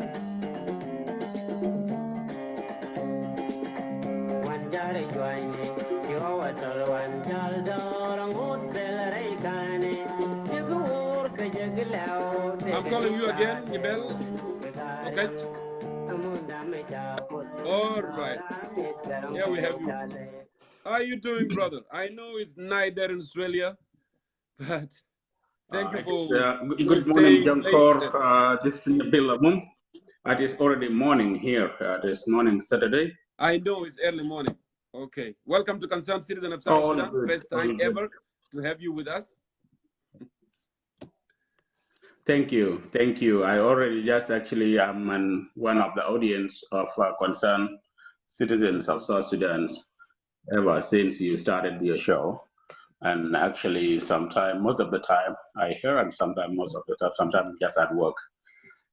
Just concerning the topic of today, first of all, I would like to say hi to everyone in the show, all the audience, wherever they are. Good morning, good afternoon, good night, wherever you are.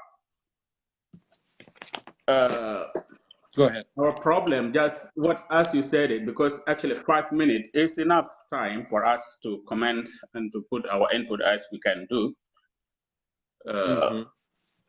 The reasons why Entebbe and Khartoum proposals is actually a problem to South Sudan.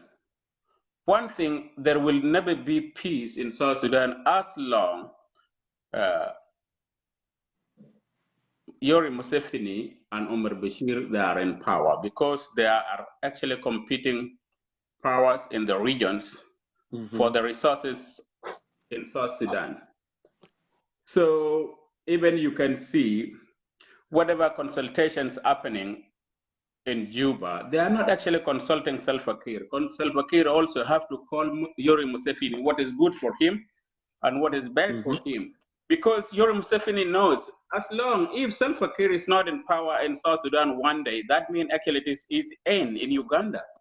And in Omar Bashir term, I don't think whatever he likes actually peace in South Sudan, because having a peace in South Sudan, and also he has a problem with his region of Darfur, Angasna, and Nuba Mountains, is another issue. So he won't actually destabilize the country.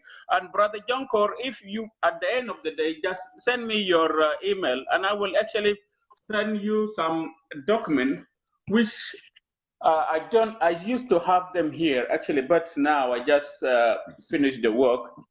I could have just read out, and the audience actually could have heard what is the Khartoum plan or secret plans from 2011 to 2015 to actually destroy South Sudan. And that is actually, that implementation is already done. And everyone should have known that. And this is at the end, Khartoum will wish that South Sudan will be ruled either by United Nations or by Inner Khartoum. And that is what are going to happen. So for our people of South Sudan, whether we put President Kiir to power as he wanted to be in power, he will never change anything, because actually he ran out of an idea, and you don't have an idea, because الكتاب المقدس بيقول انه الفاقد الشيء لا يعطي، لأن الفكرة ما عنده حاجة أصلا عشان يدور للجنوبيين بصراحة. فمجرد انه داير يقعد في السلطة عشان يحمي داره بكل الجرائم اللي حصل كلها في المنطقة، والإبادة الجماعية اللي حصل في الدولة. فأنا بشوف إنه 5 نواب 10 نواب والله لو كان جنوبين كله عملوا رؤساء ذاته, they will not change anything. For my best interest إنه جنوبين خليه يفكروا كويس أكتر من كده. The problem, our problem is just everyone want to be the center of a decision. Everyone want to be the center of the event. إذا نحن أخذنا فرصة ونشوف يا أخوانا إنه المستقبل بتاع البلد ده شنو. What is the future of coming generation for South Sudanese? Is it we want to be us people making a decision today, which is our coming generation will be sufferings? No.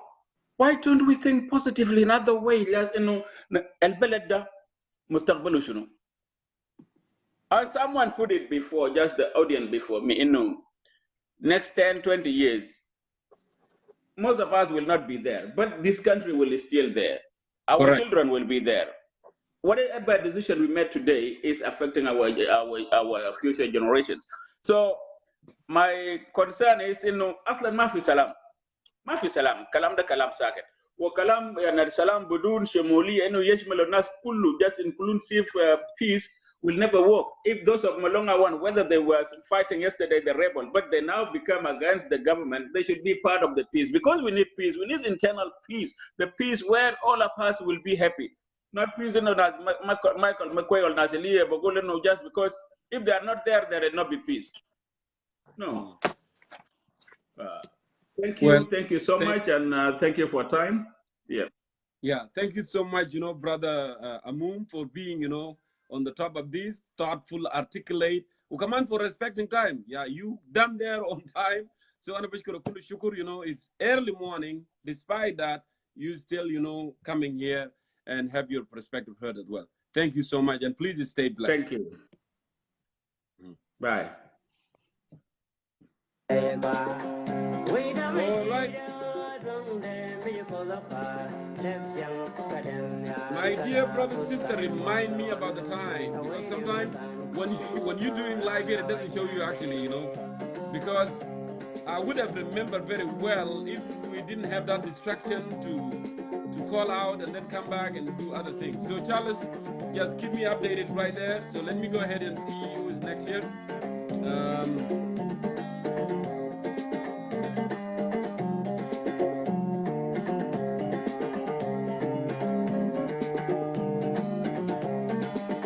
Hello. Are you ready? Hello? Teresa, Yeah, sorry, welcome I to was Concerned driving when you were Citizens. calling me. I could hear, but I was driving. Oh yeah, you were driving. Yeah, I see that. I'm sorry. Yeah, Yes. that's the reason. I'm sorry. One more time, Yeah. welcome Oh, to Concerned Citizen of South Sudan.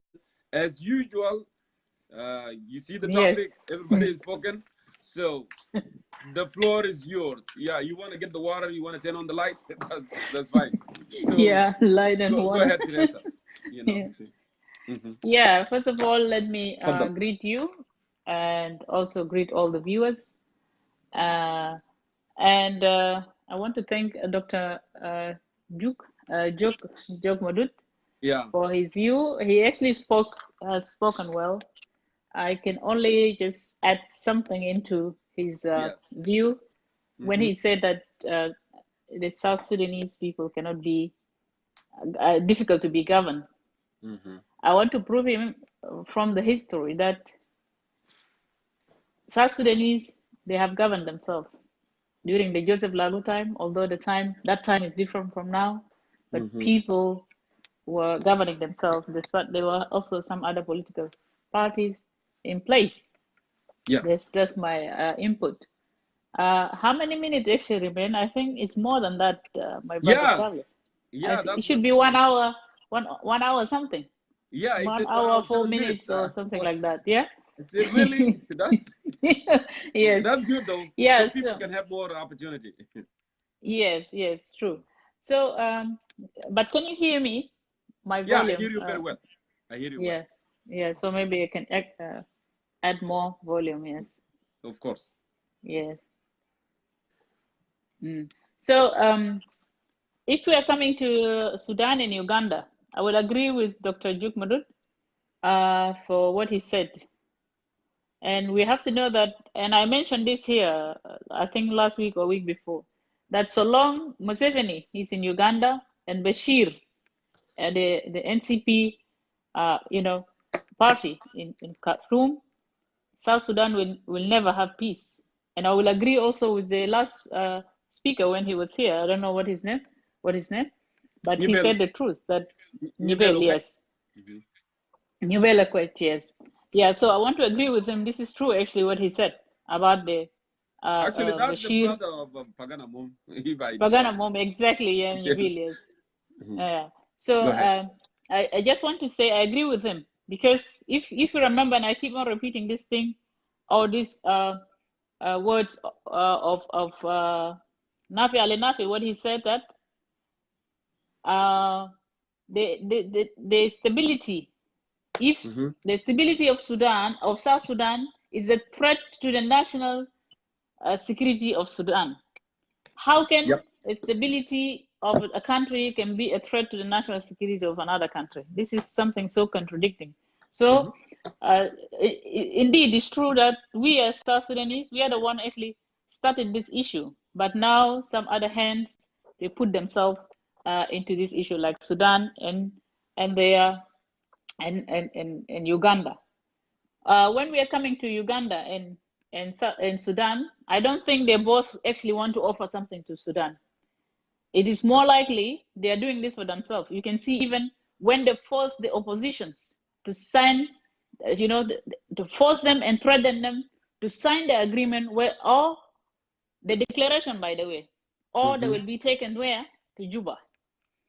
And you can see that even if you look at this principle, the fifth principle that of the oil, yes, and that also the Sudan in collaboration with South Sudan, they are going to bring their security to the oil field and to do some kind of rebuilding of this oil field or refineries or whatever, whatever. Yes, I'm always against this. That's why I always emphasize from the beginning and since long time when I was an SPLA member, and I said, hey, Jama, why don't we build our own refineries within the place, within South Sudan, and then we can just take the oil and sell it to the neighboring country?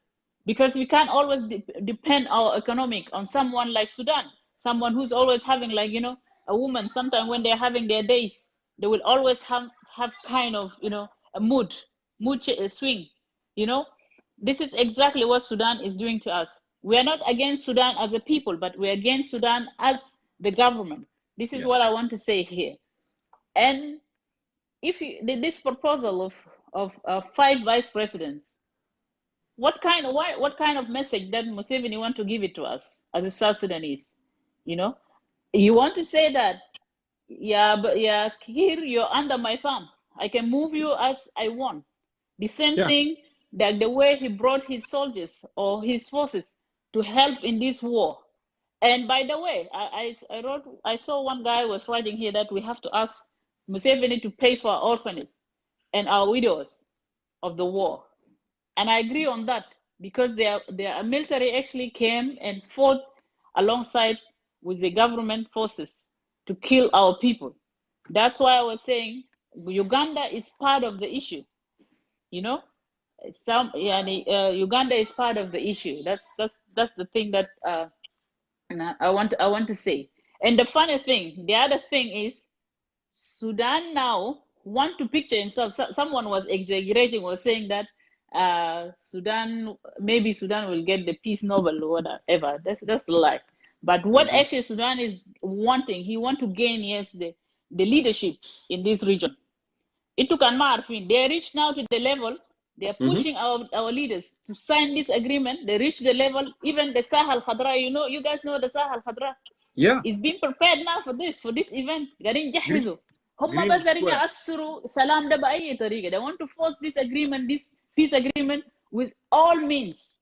Now this Sahel Khadra, the green field now is ready for this celebration. The Kulu decoration side, that to show the world that everything is perfect. But actually, this agreement is a disaster to South Sudan. And this is what Sudan wants. They want this fight to go on. And our leaders, especially General Silva Kiir, he doesn't care. Because if he cares, he has the peace, he has the key of the peace in his hand. This is what I want to say here. And the other thing is the oil agreement that was signed was the part of the principle. Number 5, actually the way they force those opposition plus the government to sign it, they want to emphasize to say tomorrow, even you guys, if you fight, if you break this agreement, if you do everything, we will still go on as Sudan going on with this oil agreement that we have. We don't care. You go to hell, go and kill yourself. So people of South Sudan should know and to understand that this government that we have there is under influence of Sudan and also Uganda. And Uganda is the president now of South Sudan, not Kiir. Kiir is being like moved, like, you know, when you are playing chess, you can take from here and put it here. This is what is happening. Imagine someone like Museveni to come with the 5 vice president. Why he himself, he doesn't have one single vice president? Why he himself doesn't have one single vice president?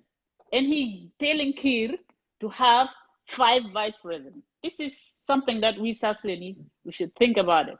And everything else, South Sudan, it become like, you know, like we always say, yani, da bagar al-halub, ay zole yahlib uyamshi. People of South Sudan, you need to focus. And I'm happy some of the opposition now, they are rejecting to sign this agreement. And I'm against this agreement, not because I don't want peace, but I don't want the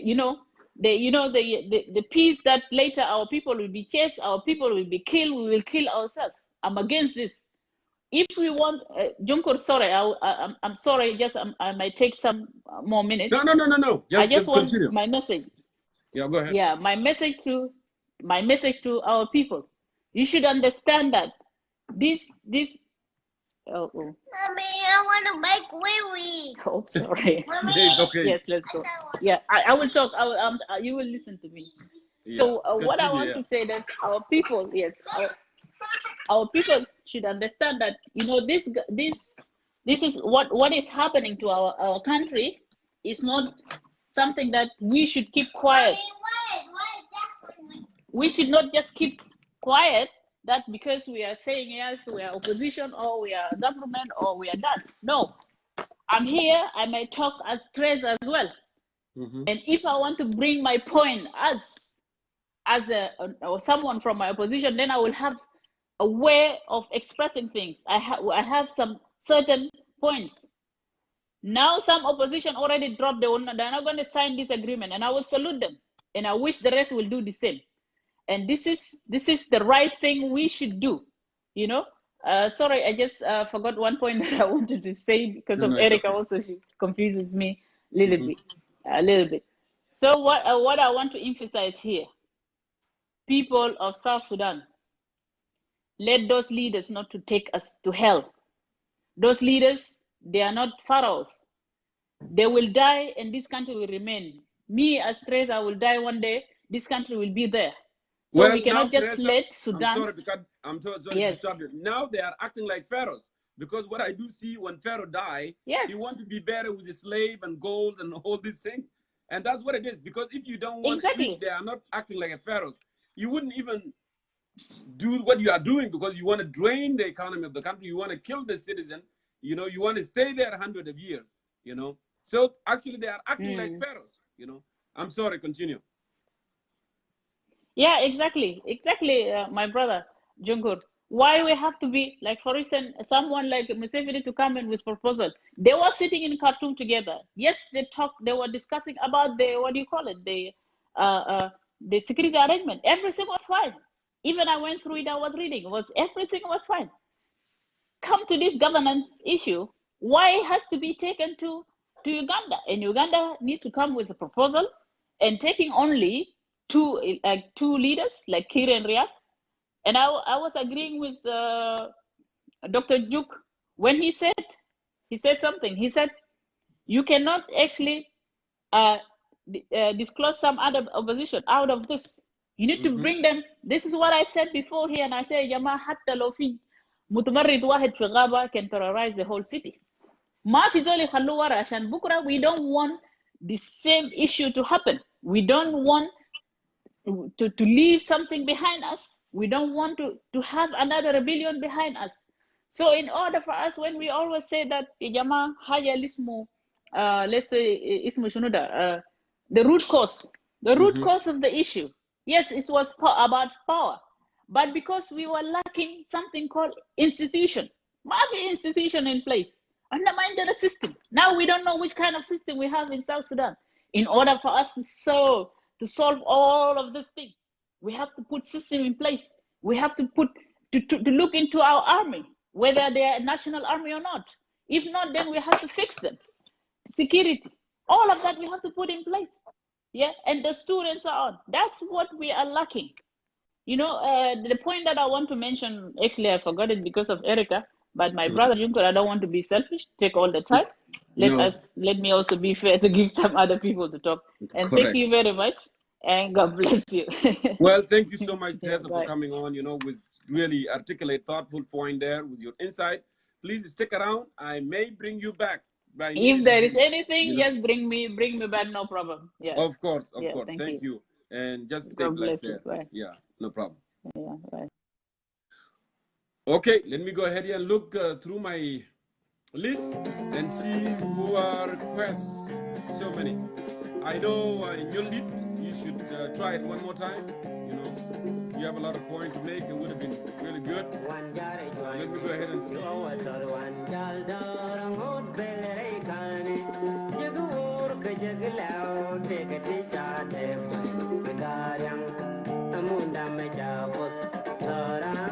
actually, I'm willing, to call more females if they request it.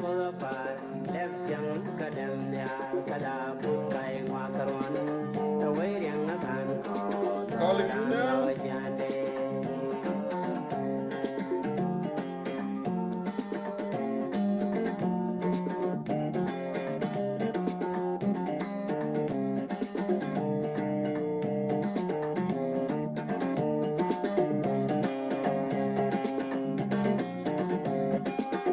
Okay, it didn't work. Let me go ahead and next one. Malone, you said you sent in a request, but it doesn't show, my dear. And actually, I repeat myself, this forum for all South Sudanese, I don't have any side. So go ahead. So go ahead, I'm calling you now.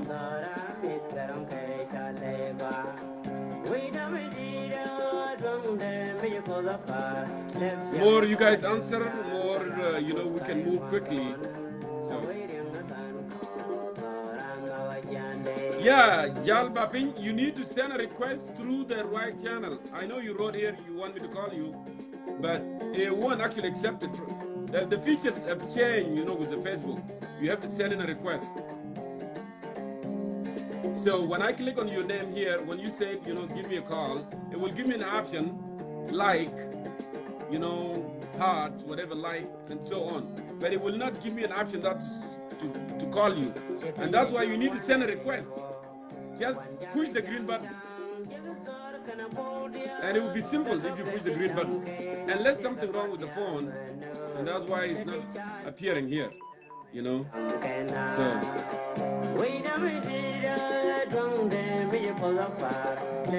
Please go ahead and do that.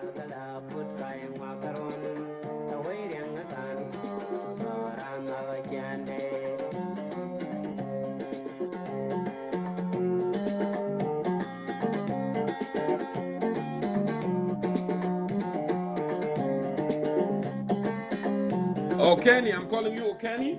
Go ahead and answer that.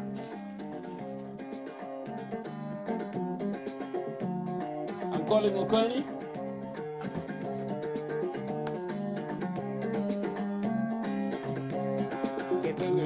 Okani, go ahead and answer.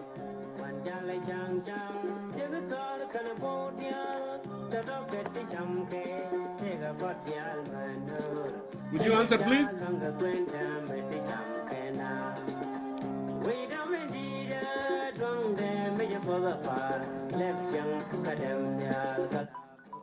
Okay.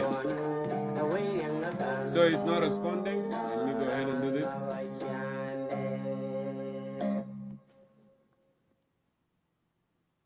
Please go ahead and answer. Okay, let me go ahead and see this. Who requested next?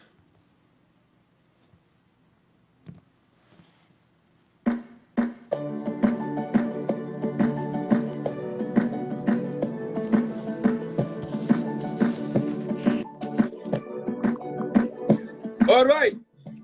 Jongkor. Guyball. What's up, bro? You coming in with different account. What's going on? Yes, I said my name is Samuel Gaitu Jr. You changed your name recently, Yanni? Oh yeah, I changed my name. Samuel, my name now, Samuel Gaitu Jr. Oh, that's good. Good to hear that. So Samuel Gaitut, the new name. So welcome to Concerned Citizen of South Sudan, brother. All right. Okay. So thank you for calling me. Mm-hmm. Go ahead and bring in your insight here. We are ready for you, brother. You know that. Thank you for.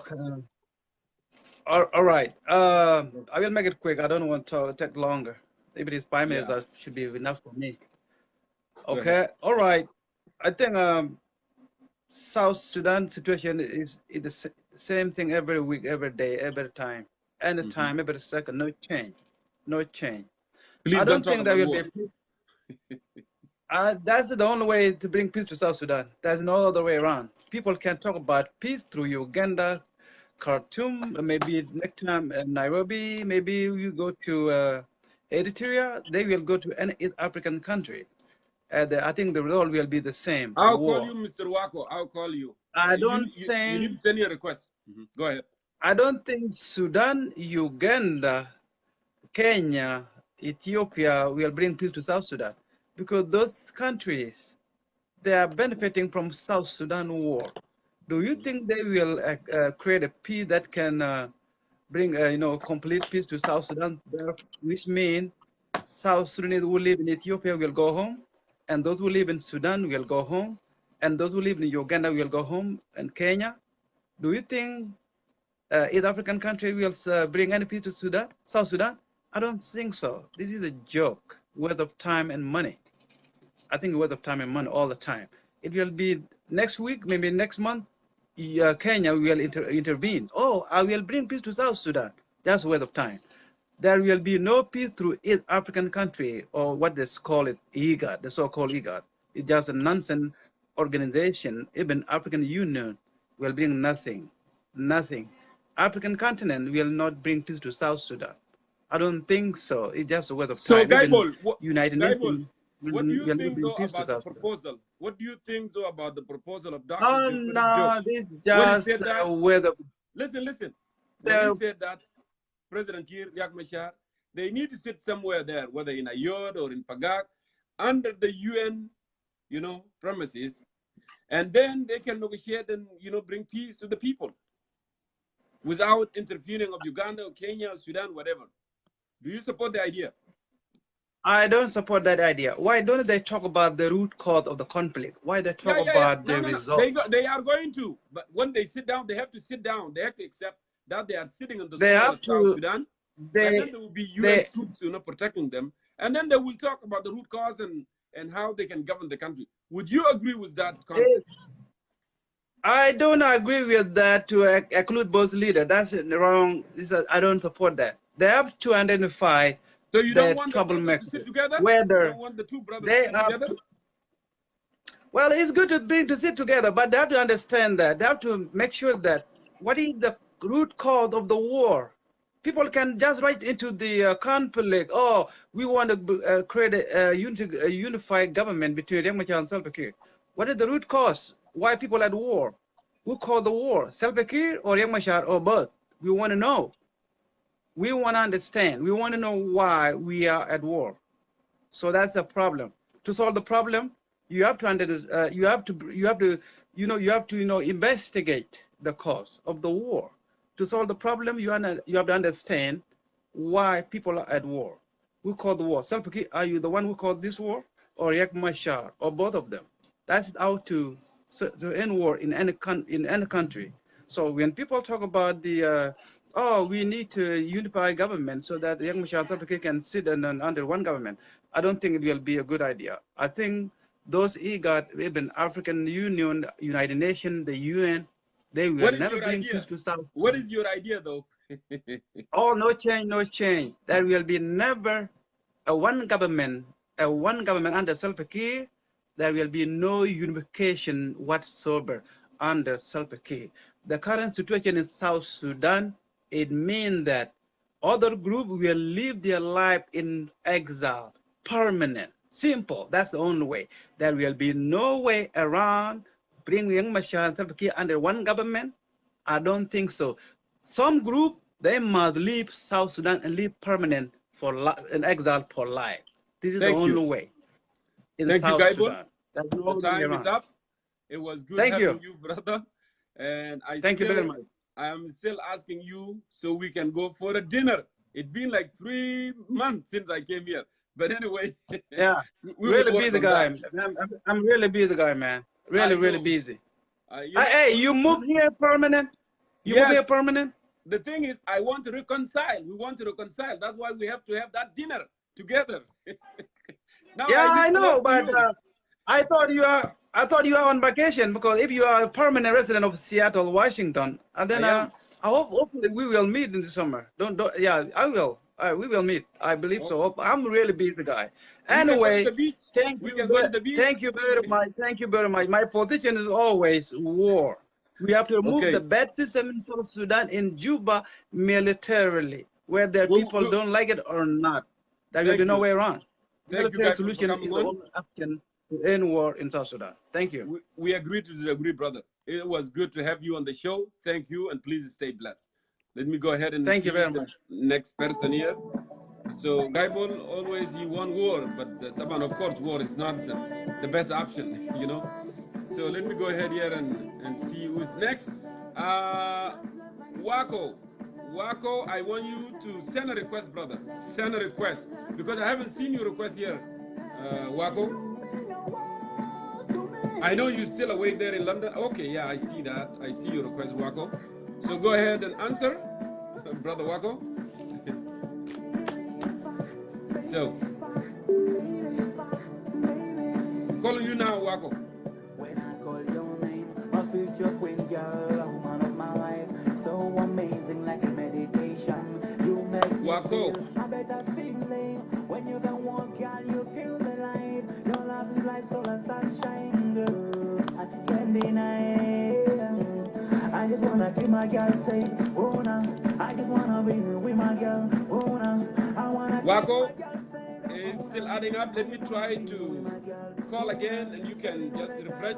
Maybe that request was long time, but you may send another one in. Not a problem.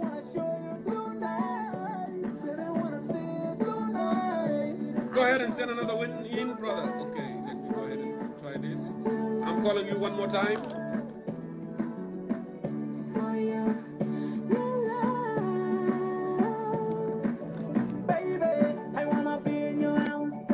Okay, here we go, brother Wako. I wish I can say Murti, but I don't think so. You are a Balanda. You close the light. I can't see you. Hello.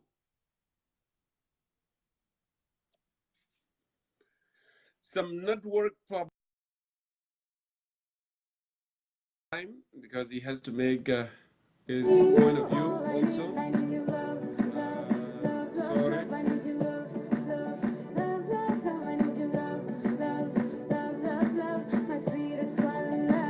Go ahead and send it to me again, Wako.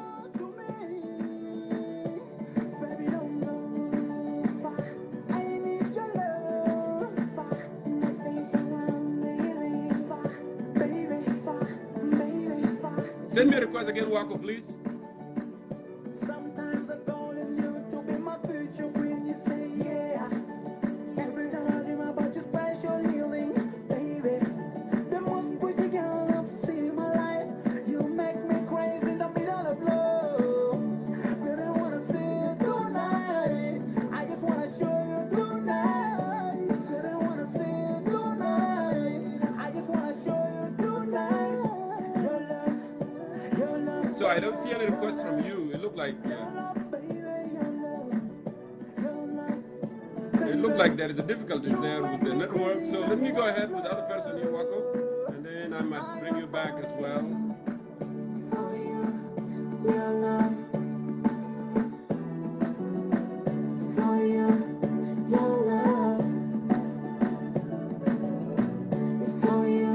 Malone, I'm calling you. Go ahead and answer that, Malone.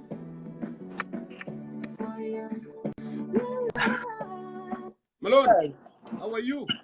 Yeah, I'm good. How are you? Good to see you, brother. I got you 5 minutes. Go ahead and make your comment here, brother. Yeah, I am so very excited and very happy, and happy Friday to bring our brothers and sisters of all nationalities of Southern Sudanese. Talk about where we are living now, where our country leading to seek the peace around. So now, Brother Manuel, you have seen the topic we are talking today, and also Dr. Jok, he came and he elaborated and he spoke. I asked some question. If you were watching, what is your insight all this? Because you have 5 minutes. That's why I want you to get into the point. Thank you, brother Dr. Duke is talked very well, but what happened is that we are saying some word that I don't know why we was have to do that word that we are acronic people that we can fight for we can fight ourselves all the time. And he is the founder of institution, even a built institution that is called Sud Institute. He was one, like the people of the Southern Sudan, if they were listening to the people that they can come out and help Southern Sudan economically, financially, educating, and academic. He will be able to do that, but he didn't get they didn't get him a chance. Even before he was abusing. He was abusing, was arresting, and he was beat up. Yeah, I hear that he was beating up in Wow, Yeah, in a Wow. And, and those people we are chasing, they're chasing away. And like before you interview Dr. Moyena Kot, and Dr. Moyena Kot is mentioned in his statement to you in your show saying that, Kir was saying that in the Southern Sudan, telling Denga people that here I am a pure future. If I leave this seat, all Denga they're going to be killed. That's why Machara were brought it to rescue Salva Kiir. And now, like you and me, we are Denga. To do those mentality that it was preaching to our people in Barkazel there, how are we going to talk with those guys? With those Salatin, with those Paramount who are there, their kids have been taken away, that to come here to rescue Kir. That thing, the government of South Sudan does not have instructor of government. That we have a 4 institution to instructor the government. We are talking about the peace, Malone. Yeah. Yeah, I will come that in the peace. The peace, in my work, there's no best peace. There's no good peace. We try. At least we can come to the conclusion. The peace, what happened there in the Khartoum, that peace, it might work or it might not work. Because the Salva Kiir have the money right now. If you can see in the gas station there, the oil went up. You are from America, I am from Canada. We have a problem now of NAFTA agreement of the economic trade. So, and Trump broke away from Canada and broke from Mexico. He wanted to go to shopping in Africa where there is easy way. Yeah. You can get them without cost. Those things, they can come up. Yeah. For example, you are from Northern Barkazel. Yeah. I am here. I am a geologist. I know what was going on there. In Northern Barkazel, we have aluminum. And in aluminum, including oil, but you cannot break down there to pass the aluminum to go to get the oil. It will never gonna happen. Those things called cell phone or something, they are there in Northern Barkazel, they are there in Raja, they are there everywhere. And so this thing is a war economy. Salva Kiir, they find out that they have money. Another second thing to tell your viewers is this. The country is called Cameroon. He came with the idea that he wanted to drill from Northern Barkazel because they have the ocean. Ethiopia, he come there and he make the peace with Eritrea. But Ethiopia, the problem with Cameroon to Northern Barghazal, I made a calculation, is 2,014 miles. That's so far away to build a pipeline. Yeah. To go to the coast of West Africa. So they said they will pay. The France will pay it, and the France will contract. Yeah. So is that Ethiopia said they will build a refinery, and then they can transfer the oil because they made a peace with Eritrea. Okay. Khartoum, Malone, not like that. Thank you, my brother. The time is up. You got like another, you make it all the way, now you have 7 minutes. You're supposed to have 5 minutes. But you know what? Stick around, my brother, because I have a lot of people, coming to speak as well. But I am glad that you came in and you made your point as well. Thank you so much, Thank you. Thank you, brother. No problem. All right, let me go ahead and see who is next here as requested. Kwan Malwal, yes, you are welcome to move to Washington, Seattle. But Lily say that, let us be optimistic. And we are hoping good thing will happen. So, no problem, my dear brother. And let's do this together. But you are welcome anyway. I still asking my brother to go to dinner. But one day you will say yes, and then we can go to dinner. Because we need to reconcile too. Okay, let me see here who is next.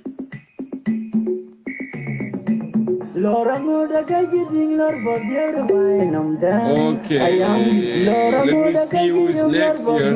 All right, Garwich, what is your time, brother? Go ahead and answer that, Garwich.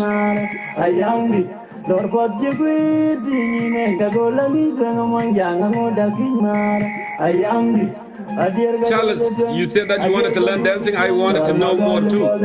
So go ahead, Garwich, and answer that.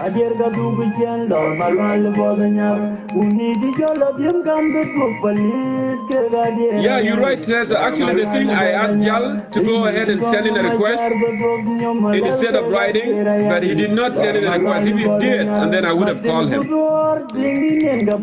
So, Garwich, I'm calling you. Please go ahead and answer.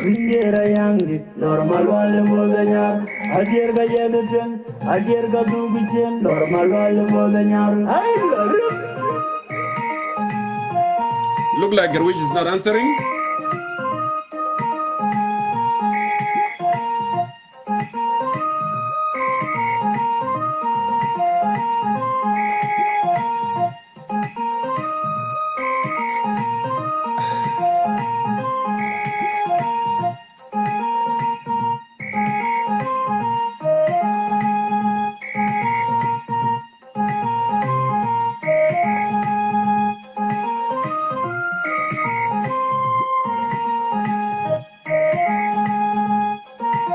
Send in Jal Baping. If you send in a request, I will call you for sure. So please send in your request, guys. Just go ahead and send in a request.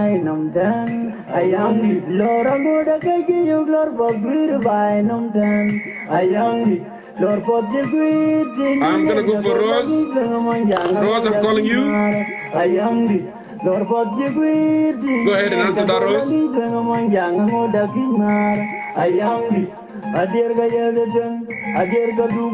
Jalbapin, you can still send in a request, like I said, hit the green button. Rose, you decline.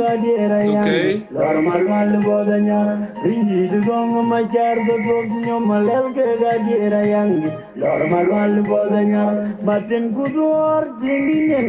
Sabata, one more time, I'm gonna try you again.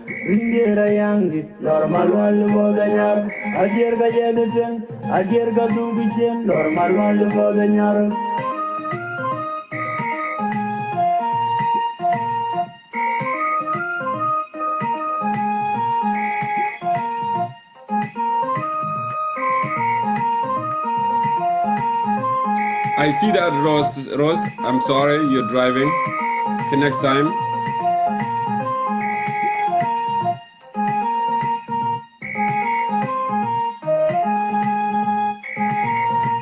So I try everybody and they are not answering. So let me go ahead for you, Charles. I think that is the point that you wanted to make.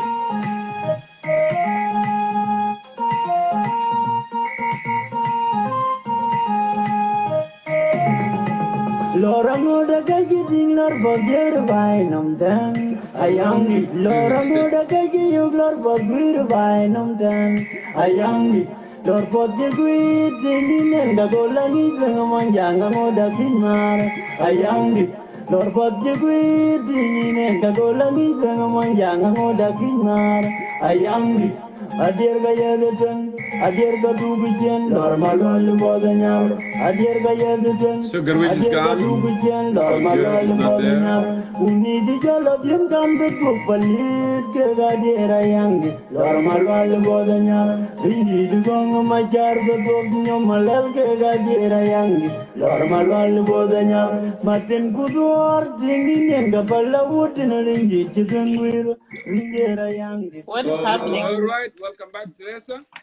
So Why is it everybody is refusing to come in? I don't know what's going on. Maybe their network or something wrong. I've been, calling Garwij, and Yeah, Jalpan actually, I don't know. I tell him to just hit the green button, but it's not sending in anything because we have yeah, enough time.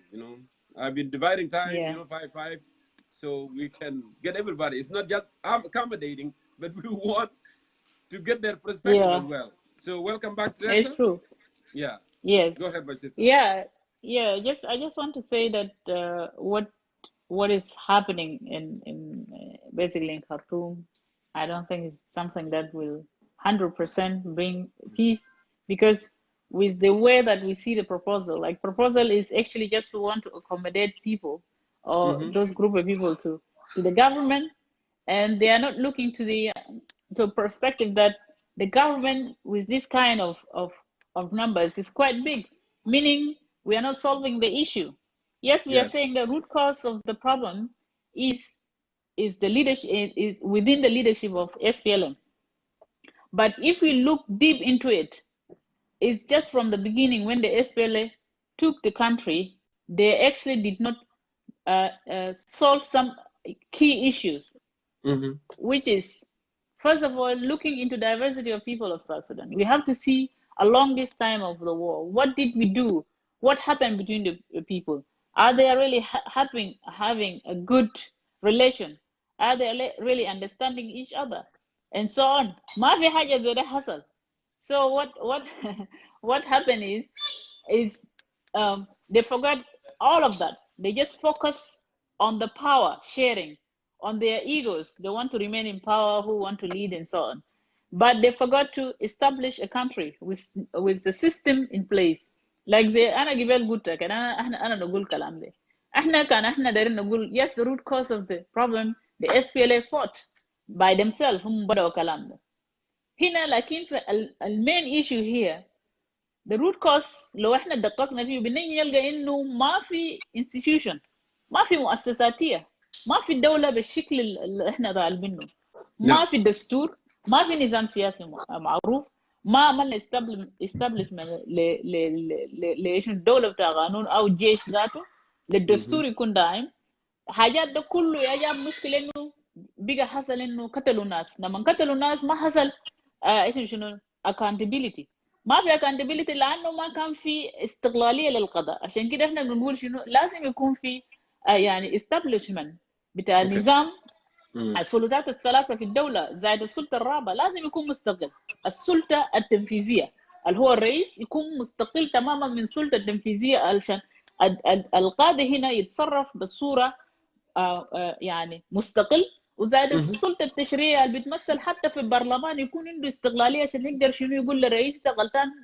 You Mr. President, this thing is wrong. انت في السلطة التنفيذية بتاعك، وانت يا غادي انت ليه ما حكمت على الكلام ده كده يكون في investigation like we are seeing in some other countries.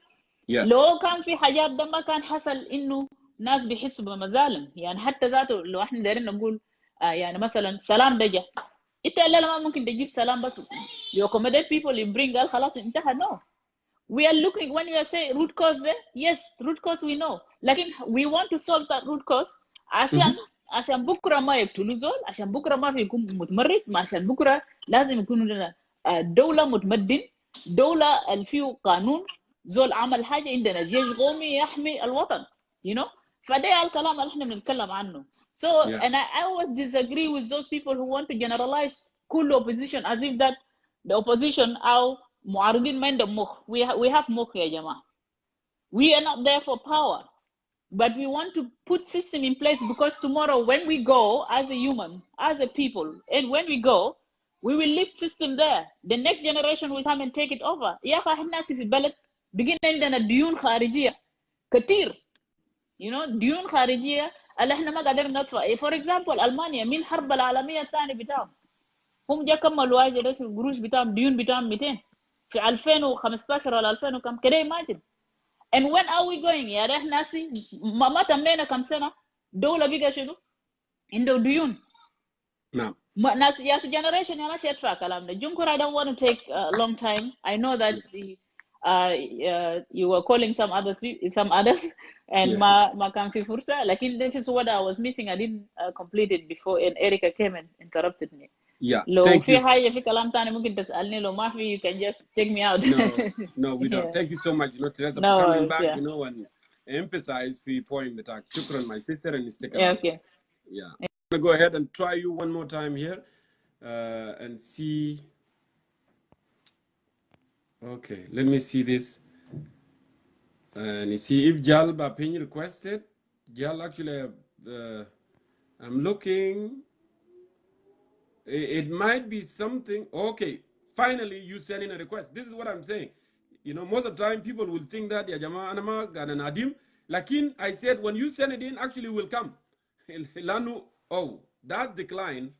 Maybe you have another issue with the video too. So I saw your request, and now I just accepted it, but unfortunately it declined. So that means something wrong. Let me try it one more time. Now it's adding, and it declined. So that means that there is something wrong actually, Jal Baping, with the camera and deck. That's why it's not accepting, you know, because I did it now twice. Let me try it one more time also. But finally, yes, the request came in. The request beta came in finally, which is good. Yeah. Oh, here we go. See? Oh, wow. Yeah, thank you.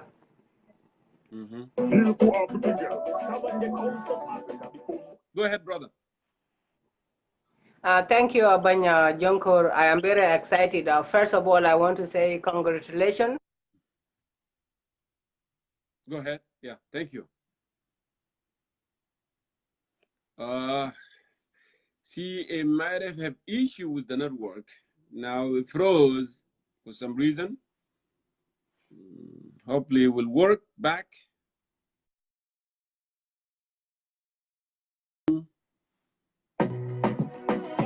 That's what happened.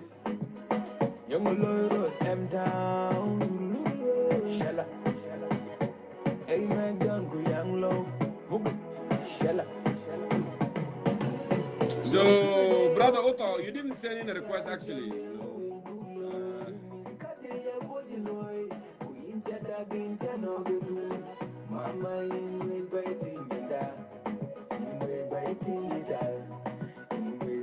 So I'm trying one more time, Jal Bapi. Hopefully it's gonna work this time. So, you know, the best way to do it, sometimes when you go live, you can uninstall the messenger, and then when people call you, it won't go through for them. That's the best way how you do it if you want to go live, you know. But a moment, go ahead. Okay. Messenger? No, go ahead. Okay, I will check that later. Yeah. Don't worry about it now. Okay. Right, thank you. I want to say that your topic is really wonderful. I appreciate Teresa. Teresa told us what a wisdom, and I appreciate those who are introducing me to your show too. And you Jongkor, you are doing a great job. But my opinion about peace in Khartoum. Jamana, the peace in Khartoum is not going to work because we South Sudanese, we are not united in our heart. You know, in your own house, for example, if you are married, if you are a married man and you have a problem with your wife in the house, first of all, you have to resolve your problem with your own wife before you go outside to the family. Okay? So before you go outside to your family, you have to reunite with your wife first of all. And then when it's difficult, then you can go outside. Tanzania, Kenya, Uganda, Sudan, they are all interest group, brother Jongkor. They are all interest group. They don't care whether we have peace or not. Their intention is for the oil. They do not know, they do not care whether we have peace or not. Their intention is to try to bring peace to our country, but peace cannot come from our side. Peace will come when President Kiir, I have a respect for President Kiir. For right now, when he's alive, President Kiir is still alive. He had to bring rebel together with government. He had to bring them together, all rebel group, and bring them together regardless, and reunite the country, and apologize to the families, and then apologize to the Nuer, apologize to the Dinkas, apologize to Zandi, and say, I am sorry, I am your leader, but bring back people. Peace will come among us if Dinka and Nuer are forgiving one another, loving one another, and work together, because it's not about going to Khartoum. Khartoum are my brother Jongkor, with due respect. They don't care about peace. They care about the oil because their economy is declining. Okay? What they are looking for is not the soul of South Sudanese. The Khartoum is looking at the oil. Okay? They are not looking at Kir. And then this guy called Umar Bashir are telling us right now that look at this guy called President Kir. He does not know how to lead his people. Look at for right now, brother Jongkor did. A legal president is Mayadit. Mayadit is a legal president known from heaven. Mayadit is a legal president known by international communities, or biologically and by the rule of law. President Mayadit can bring peace to that country. Okay, when you are a leader, you don't chase away people. You don't kick away people. You bring in your enemies. When you are a lady, when you are a leader, you don't kick away people. You don't kick away people, brother Jongkor. You find a viable way where you are uniting your own people. We cannot suffer all the time. Dinkas are suffering, Nuer are suffering, Zandis are suffering. All 64 tribes, they are going through tribulations. We need peace. We don't need war. War is finishing us. For right now, it's not about who is going to be dominating who. It's about unity of South Sudanese. So Khartoum cannot bring peace. The peace in Khartoum will not take us anywhere forever. They don't care. They are thinking that South Sudanese, they don't know what they are doing. Okay? So our leaders cannot fly to Khartoum all the time for the peace. If you don't have peace with yourself, then why would you go to Khartoum and ask peace for other people? You cannot go and ask peace in another different country. And then if Umar Bashir do not bring peace with Nuba people, if Umar Bashir do not unite Nuba people, how is he going to bring peace to South Sudan? My brother Jongkor, tell the truth. We are telling the truth. So the peace in Khartoum is not going to work. But what we need is root causes. The root causes among ourselves. We need to apologize to one another as South Sudanese. We need to tell the truth. We need to be honest in everything we do. We need to be honest in everything we do. And Kir Mayadit as a president must unite all rebel and a rebellion in South Sudan, bring them together. Bring them together regardless. And let us talk about the way forward. Then peace will come if we are being honest to ourselves without Dinka, no Nuer, no nobody. We are one family under God Almighty. We are one family. We are one family. We are not enemies to one another, brother Jongkor. South Sudanese are blessed. We have prosperities, we have oil, we have wealth, we have gold, we have animals. What are we looking for? Okay? I love your show for many reasons. And also you are very fair. And I appreciate you because you tried to call me a couple of minutes ago. You worked so hard to bring me into life here. I am intentionally watching your life. You are blessed, my friend. Thank you. Also, you are a scholar. You are welcome. You are a scholar. You are here for a reason. But I am asking for President Kir Mayadit to bring back Dr. Riek Machar and all rebel group, all rebellions, and apologize to the families of Bor, and apologize to the family of Nuer, and apologize and work together. Work together. We don't need to go to Khartoum.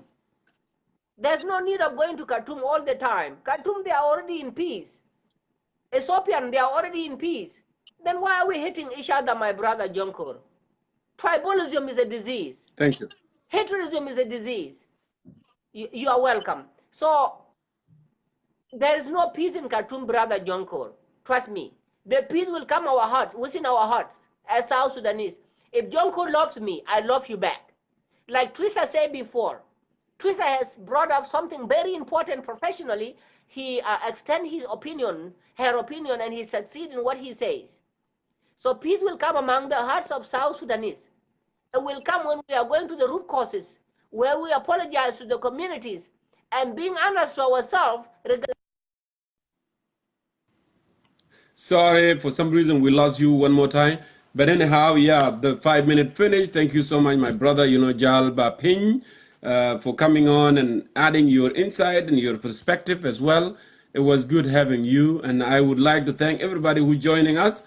Newly, you can see there, our topic. We have a few minutes left, but I'm still going to go ahead, and call those who I did not call as well, and then move on with our program. So let me see here. Oh, I see there's another person here I need to call. Nyibol Makur.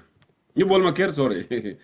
Nyibol Maker, I think it is like right now it's around maybe 8:30 a.m.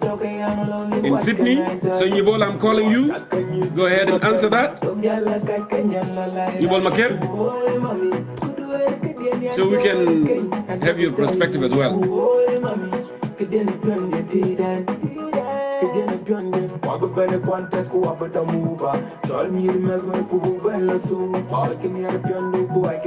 You all go ahead and answer.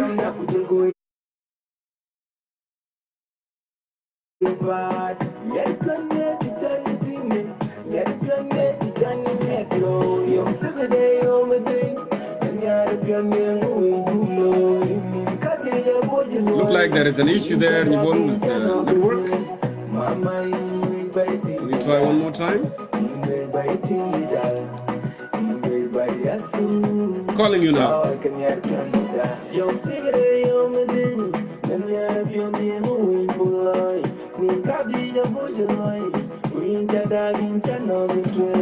Yeah, I know. Western Australia, yeah, it might be, I don't know, maybe 2 a.m. I know it's really. So let's go ahead and see another person here.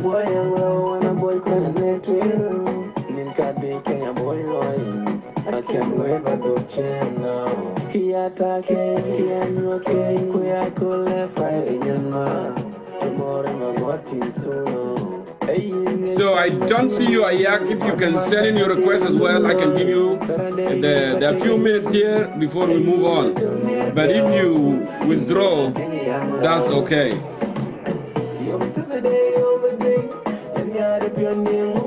I tried Sabata a couple times, but it didn't work.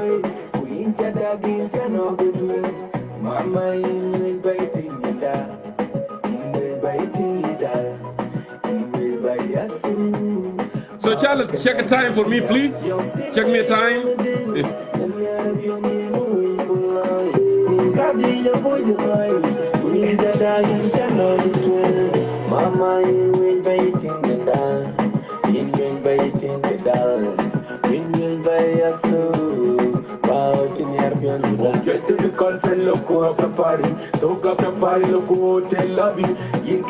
Yeah, I know. For some people, actually, it did not work very well today, Teresa.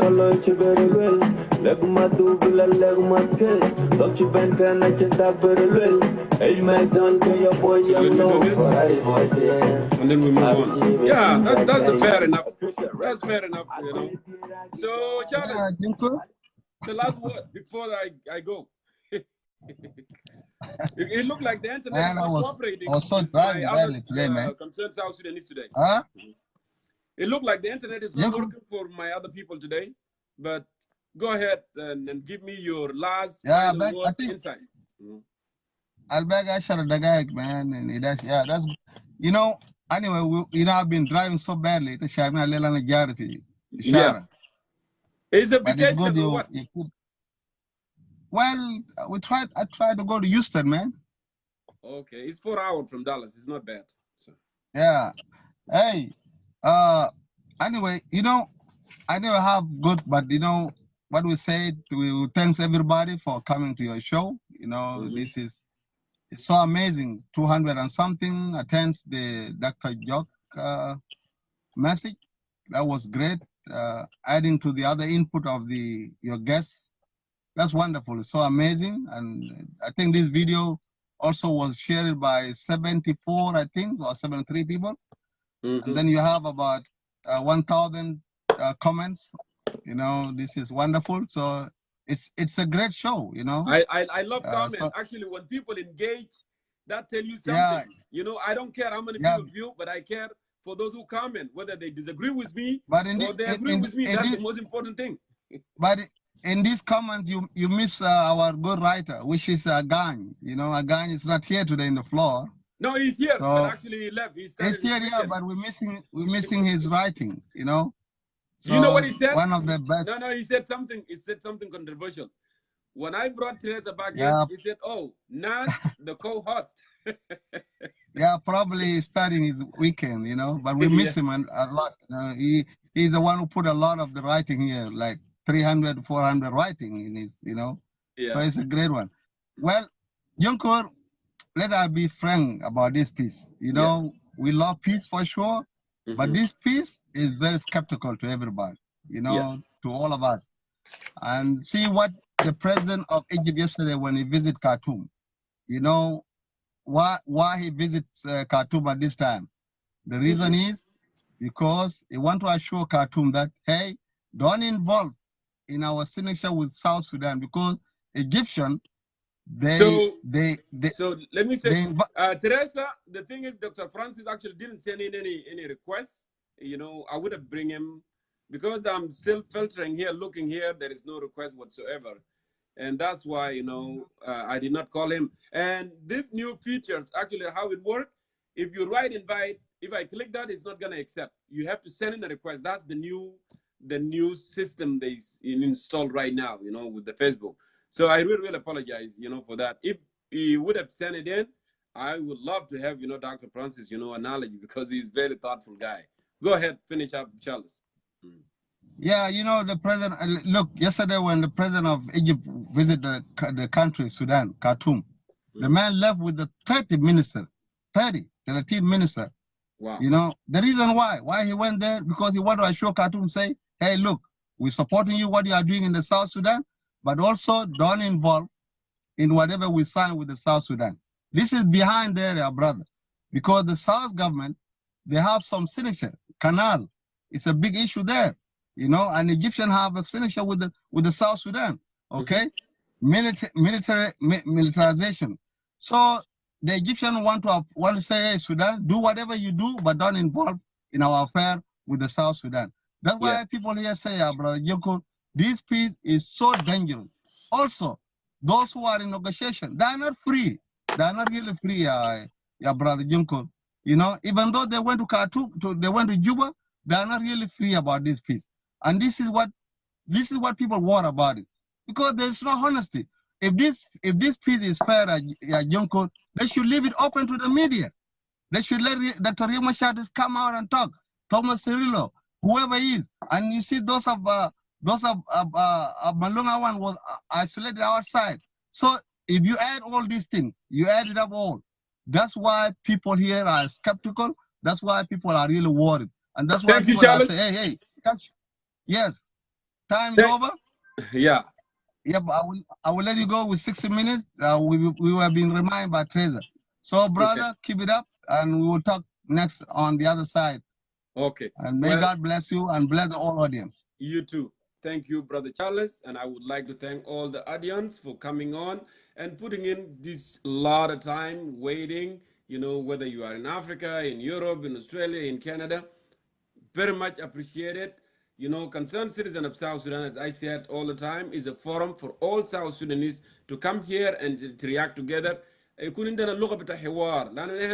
We should be eye to our country. Anything that's going wrong, we should point it out. You have an obligation as a concerned citizen. Citizen that we should not let things go, you know, like that way. We don't want to be poisonous. As usual, that the politicians have poisoned our youth. That's not acceptable. We should arise, you know, beyond our interests and start talking about the national interest, because at the end of the day, South Sudan, it can accommodate all of us. Al-Watan bi yattasil jamia. We are all belong together. That's the pride That's our country. I will never regret for voting for independence of South Sudan because we have suffered for almost 38 years. You cannot be a second-class citizen, and that's why we voted, and that's why that was so emotional. I thank Dr. Jok for coming on today and interacting with other people and answering some questions, and I thank you also. Please keep continuing. The discussion is so fruitful. I'm learning from you. You're learning from those who come here and speak. So, نلتقيكم إن شاء الله الأسبوع الجاي next Friday. I wish you a wonderful weekend. Good night.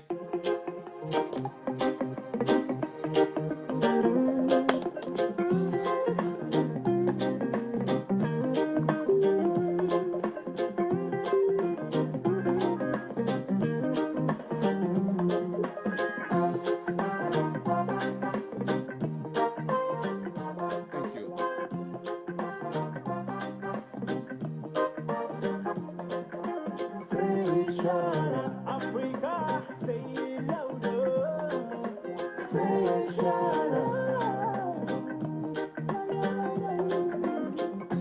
Salam alaikum. Assalam alaikum. Salam alaikum. Assalam alaikum. Salam alaikum. Assalam alaikum. Salam alaikum. Assalam alaikum.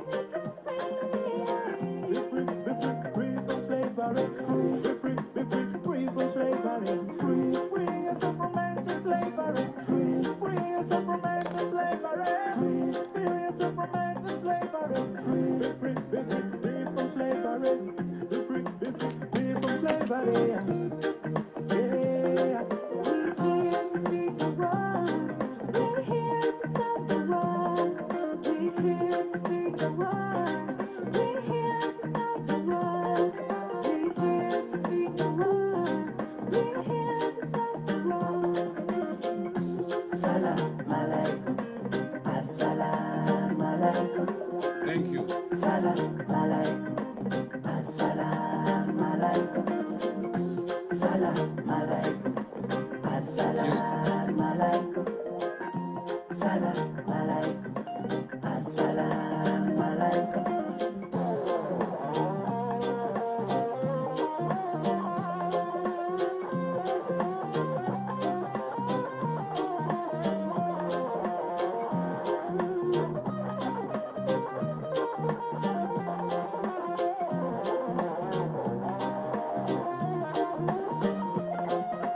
Assalamu alaikum, African one. If you wanna be free, the most simplest wall in the world.